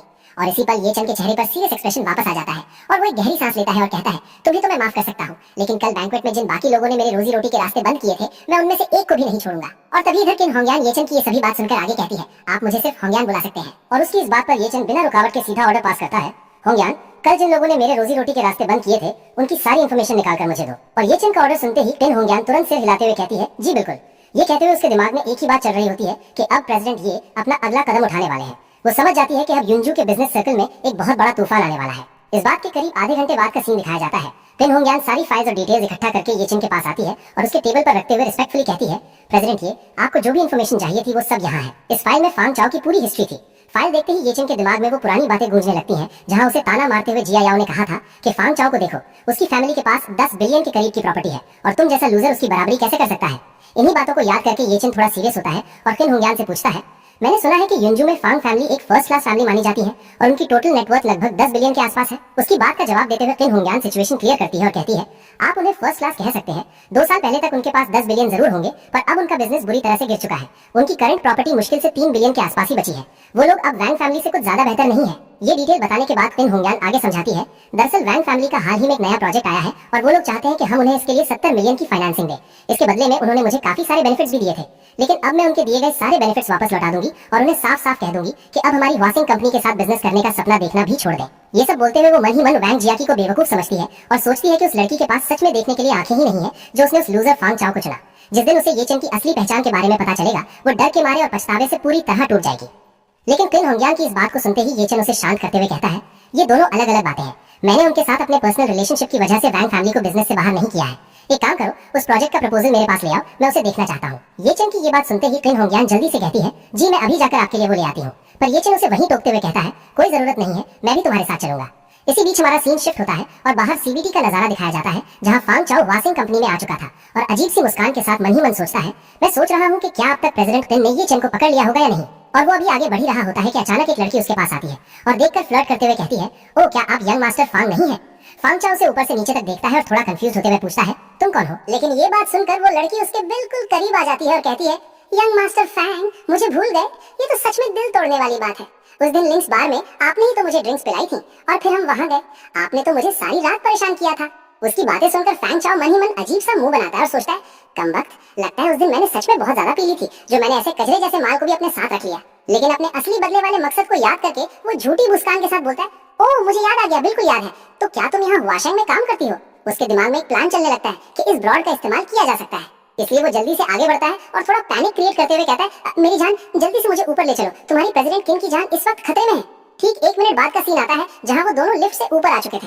ऊपर आते ही वो देखते हैं कि सेक्रेटरी रोंग रोंग और ऑफिस की बाकी लड़कियां एक ग्रुप में खड़ी होकर शॉक में गॉसिप कर रही हैं। रोंग रोंग पूरे एक्साइटमेंट में बाकी लड़कियों को बता रही होती है, सुनो मैं तुम्हें बताती हूँ। जैसे ही उन्होंने प्रेसिडेंट को देखा, वो तुरंत उनके सामने घुटनों पर गिर गई। क्या तुम लोग इस बात पर यकीन कर सकती हो? आते ही पहले सेकंड में घुटनों पर। उनकी ये बातें चल ही रही होती हैं कि अचानक फैंग चाओ बीच में घुस जाता है और रोंग रोंग को टोकते हुए पूछता है, एक्सक्यूज मी, तुम्हारी प्रेसिडेंट किन इस वक्त कहाँ है? और अचानक किसी बाहरी इंसान को देखकर रोंग रोंग थोड़ी हैरान होती है और जवाब देती है, प्रेसिडेंट किन अपने ऑफिस में है। सर क्या आपका उनके साथ कोई अपॉइंटमेंट है? लेकिन इस सवाल का जवाब देने के बजाय फैंग चाओ सीधे दरवाजे की तरफ बढ़ने लगता है। ये देखकर रोंग रोंग उसे रोकने के लिए घबराते हुए चिल्लाती है, हे आप ये क्या कर रहे हैं? पर रोंग रोंग की आवाज को इग्नोर करते हुए फैंग चाओ पूरे कॉन्फिडेंस और घमंड में बिना नॉक किए दरवाजा खोलकर अंदर घुस जाता है। अंदर घुसते ही उसकी नजर सीधे ये चेन और किन होंगयान पर पड़ती है। ये चेन को वहां देखकर फैंग चाओ जोर से चिल्लाता है, हाँ ये चेन, तुम जैसा बेशरम निकला हुआ दामाद और चोर, तुम सच में यहाँ हो? अचानक उसे ऑफिस में देखकर किन होंगयान चौंक जाती है और गुस्से में घूरते हुए पूछती है, फैंग चाओ तुम्हें अंदर आने की इजाजत किसने दी? पर फैंग चाओ के गुस्से को नजरअंदाज करते हुए ये चेन को पॉइंट करके चिल्लाता है, क्या तुम यहाँ छुपकर प्रेसिडेंट किन से अपना बदला लेने की प्लानिंग कर रहे हो? उसके बाद वो तुरंत अपना टोन बदलता है और किन होंगयान के आगे हीरो बनने की कोशिश करते हुए कहता है, सिस्टर होंगयान आप बिल्कुल मत डरिए, मैं इस कचरे जैसे लड़के को अभी के अभी दरवाजे से बाहर निकालकर फेंक दूंगा ताकि आपकी आंखों के सामने आकर आपकी बेइज्जती ना कर सके। लेकिन फैंग चाओ की इन बकवास बातों को सुनकर किन होंगयान के अंदर गुस्से का ज्वालामुखी फट पड़ता है और बिना एक सेकंड सोचे वो आगे बढ़ती है और पूरी ताकत से फैंग चाओ के गाल पर एक जोरदार थप्पड़ जड़ देती है और गुस्से में चिल्लाती है, कौन है तुम्हारी सिस्टर होंगयान? मुझे प्रेसिडेंट किन कहकर बुलाओ। और दोस्तों चैप्टर यहाँ पर खत्म होता है और तब तक के लिए बाय बाय। हेलो गाइस, कैसे आप सब और स्वागत है आपका एक नए एपिसोड में। जैसे कि हमने पिछले एपिसोड में देखा था, फैंग चाओ भी ये चेन की कंपनी में पहुंच चुका था और वहां पर ये चेन को देखकर वो बकवास कर ही रहा था और साथ ही वो किन होंगयान से सिस्टर कहकर बात कर रहा था कि तभी किन होंगयान गुस्से में आकर खींचकर एक थप्पड़ लगा देती है। ये जोरदार थप्पड़ खाने के बाद फैंग चाओ पूरी तरह शॉक हो जाता है और हकलाते हुए कहता है कि सिस्टर होंगयान नहीं, मेरा मतलब है प्रेसिडेंट किन। उसके दिमाग में बहुत कंफ्यूजन चल रही होती है और वो सोचने लगता है कि आखिर यहाँ चल क्या रहा है। उसे इस बात पर बहुत हैरानी होती है कि किन होंगयान और उसके सबऑर्डिनेट्स को ये चेन के यहाँ होने से बिल्कुल भी झटका नहीं लगा। और इसी कंफ्यूजन के बीच फैंग चाओ के दिमाग में गलत फहमी हो जाती है कि यहाँ पर ये चेन बॉडीगार्ड बनने आया है और इसी बात को लेकर वो ये चेन की तरफ इशारा करते हुए चिल्लाता है कि अब उसे समझ में आ गया है।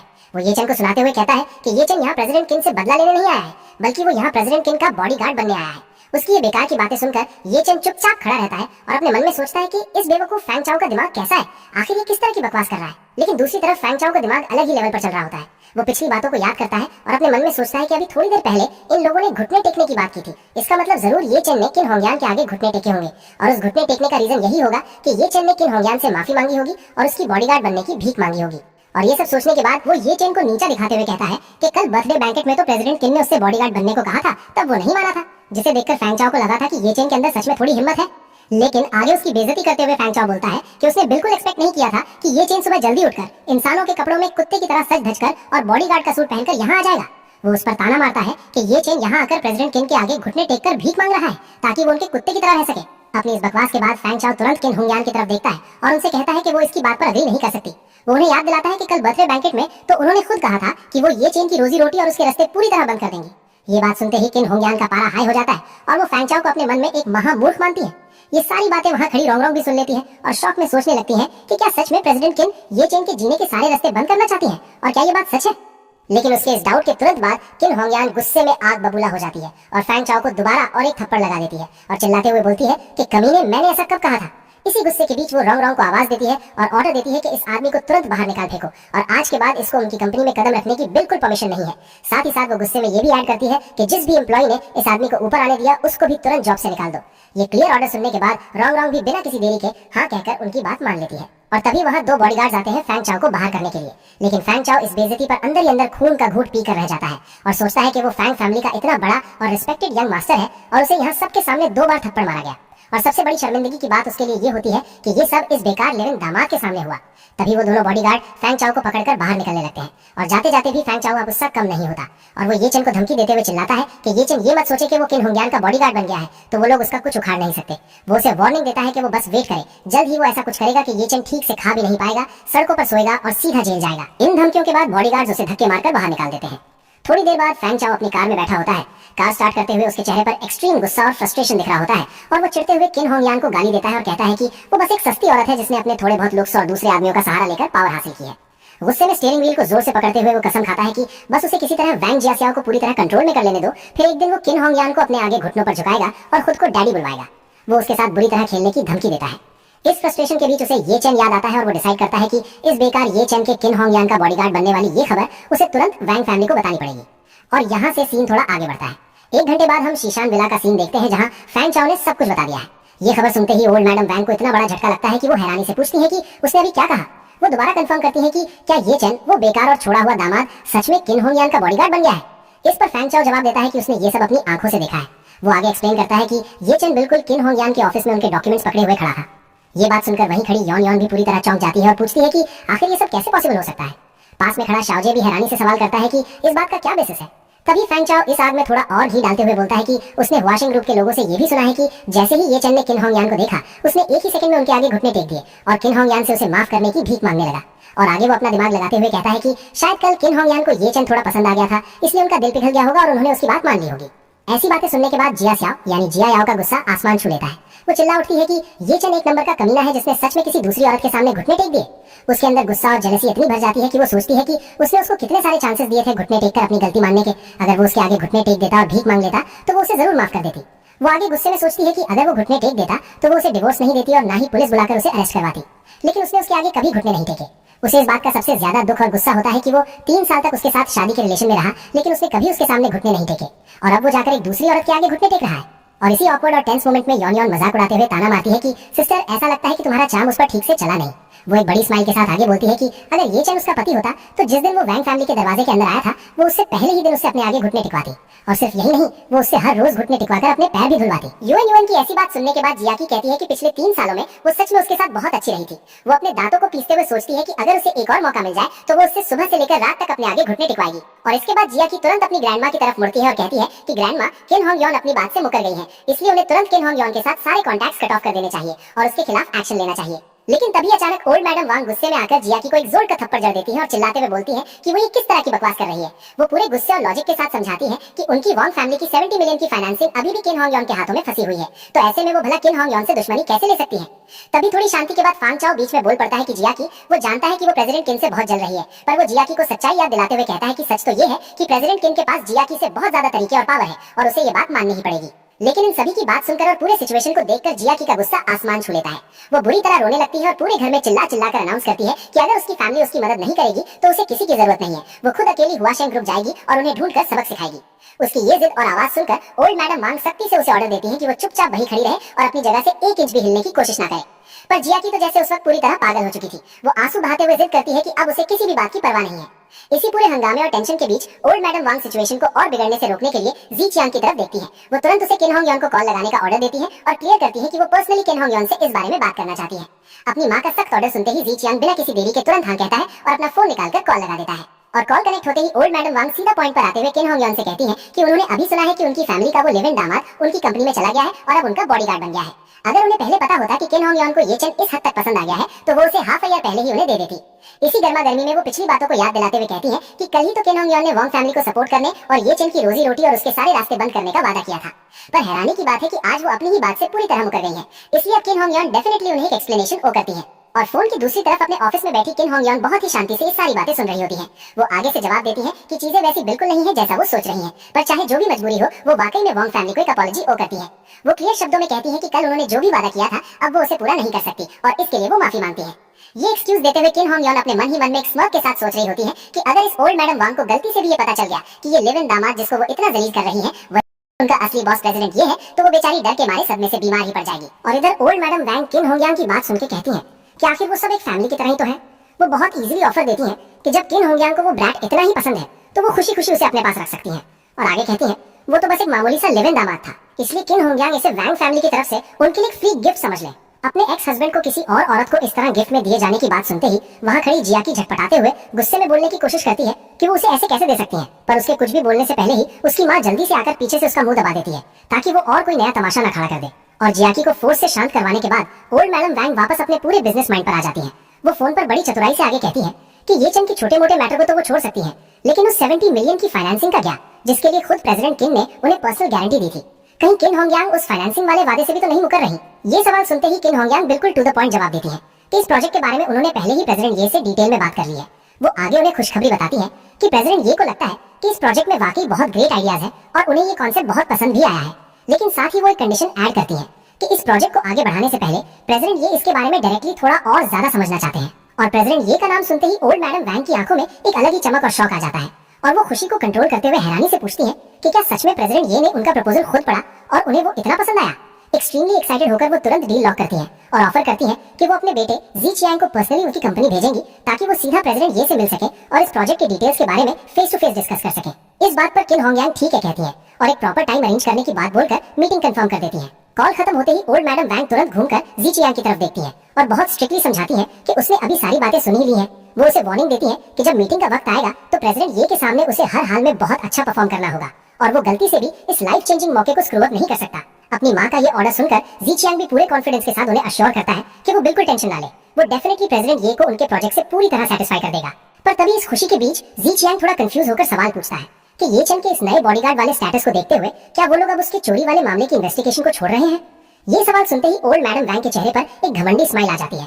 वो पूरे अकड़ के साथ स्नॉट करते हुए कहती है कि इन्वेस्टिगेशन बिल्कुल कंटिन्यू रखनी है और किसी भी कीमत पर उसके खिलाफ सारे सबूत ढूंढकर उनके पास लाने हैं। और वो सबको समझाते हुए कहती है कि जब सही वक्त आएगा तब चाहे उन्हें उस पर फैमिली जस्टिस एग्जीक्यूट करनी हो, उसे सीधा जेल भेजना हो या फिर एक सबूत की तरह उसे किन होंग यांग को सौंपना हो, ये एविडेंस उनके बहुत ज्यादा काम आएगा। तभी उनके पास खड़ा शाओ जे एक्साइटमेंट में बोल पड़ता है कि ग्रैंड माँ उसने तो वो सारे सबूत ढूंढ निकाले हैं। वो सबको प्राउडली बताता है कि ये चंद ने दरअसल कुछ गैंग होलीगन से चोरी की थी। और ये बात सुनकर ओल्ड मैडम वैंग बहुत खुश होती है और उसकी तारीफ करते हुए कहती है कि ये तो बहुत ही अच्छी बात है। वो आगे प्लानिंग करते हुए ऑर्डर देती है कि उन सारे सबूतों को सेफ रखो क्योंकि ये चंद अब बस किन होंग यांग का एक पालतू कुत्ता बन चुका है। इसलिए अगर वो लोग अब उससे बदला लेते भी हैं तो किन होंग यांग इस सब में अपना हाथ गंदा नहीं करेगी और कुछ भी नहीं बोलेगी। और इस प्लान को फाइनलाइज करने के बाद ओल्ड मैडम वैंग गुस्से में घूमती है और पूरी फैमिली की तरफ देखकर जियाकी की फैमिली पर भड़ास निकालना शुरू करती है। वो चिल्लाकर पॉइंट आउट करती हैं कि एक तरफ जिचियांग है जो कंपनी की हेल्प कर रहा है प्रेसिडेंट ये के साथ इतना बड़ा कॉन्ट्रैक्ट डिस्कस करने में, और दूसरी तरफ शाओ जी ने खुद आगे बढ़कर ये चेन की चोरी के पक्के सबूत ढूंढ निकाले हैं। उसके बाद वो ताना मारती है कि इसके कंपैरिजन में जियाकी की फैमिली ने आखिर किया ही क्या है। वो बुरी तरह जलील करते हुए कहती हैं कि इनके घर के बड़े लोग किसी काम के नहीं और जवान बेटी पूरी तरह से इनकॉम्पिटेंट है। और वो आगे जियायाओ से कहती है कि वो अपने एक तुच्छे से लिव इन हस्बैंड को भी संभाल कर नहीं रख सकी और उसने अपना इतना प्यारा चेहरा कंप्लीटली बर्बाद कर दिया। वो बुरी तरह नीचा दिखाते हुए यहाँ तक कह देती है कि जियाकी का ये खूबसूरत चेहरा तो युआन युआन के पास होना चाहिए था। और सबके सामने इस एक्सट्रीम लेवल की बेइज्जती और कंपैरिजन सुनकर जियाकी पूरी तरह अंदर से टूट जाती है। उसकी आंखों में आंसू भर आते हैं और उसका पूरा शरीर ह्यूमिलिएशन और रोने की वजह से बुरी तरह कांपने लगता है। इस अनबेरेबल दुख को और ना सह पाते हुए वो अचानक वहां से मुड़ती है और तेजी से बाहर की तरफ भाग निकलती है। उसको ऐसे रोते हुए भागते देख उसकी माँ बुरी तरह घबरा जाती है और पीछे से जोर से चिल्लाती है कि जियाकी तुम कहाँ जा रही हो। पर जियाकी किसी की एक नहीं सुनती और सीधा जाकर अपनी कार में बैठ जाती है। और कार स्टार्ट करके वो तेजी से वहां से वॉशिंग ग्रुप की तरफ निकल पड़ती है और वो ड्राइव करते हुए गुस्सा में चिढ़ते हुए चिल्लाकर बोलती है कि उस कमीने ये चेन की वजह से आज उसकी फैमिली में इतनी बुरी बेइज्जती हुई है, इसलिए इस बार वो उसे सच में एक बहुत अच्छा और कड़ी टक्कर वाला सबक सिखाएगी। कुछ ही देर फुल स्पीड में ड्राइव करने के बाद सीन शिफ्ट होता है और वो सीधा वॉशिंग ग्रुप के अंडरग्राउंड पार्किंग लॉट में एंटर करती है। पर जैसे ही वो आगे देखती है उसका मुंह खुला का खुला रह जाता है और वो सोचती है कि वहाँ सामने ये चैन और खिन होंग्यान एक साथ खड़े हैं। और गाइस, इसके साथ हमारा आज का ये चैप्टर यहीं पर खत्म होता है। अब जियाकी पार्किंग लॉट में क्या नया हंगामा करेगी और ये चैन उसको क्या जवाब देगा, ये जानने के लिए चैनल के साथ बने रहिए। तब तक के लिए मिलते हैं नेक्स्ट वीडियो में। Bye bye.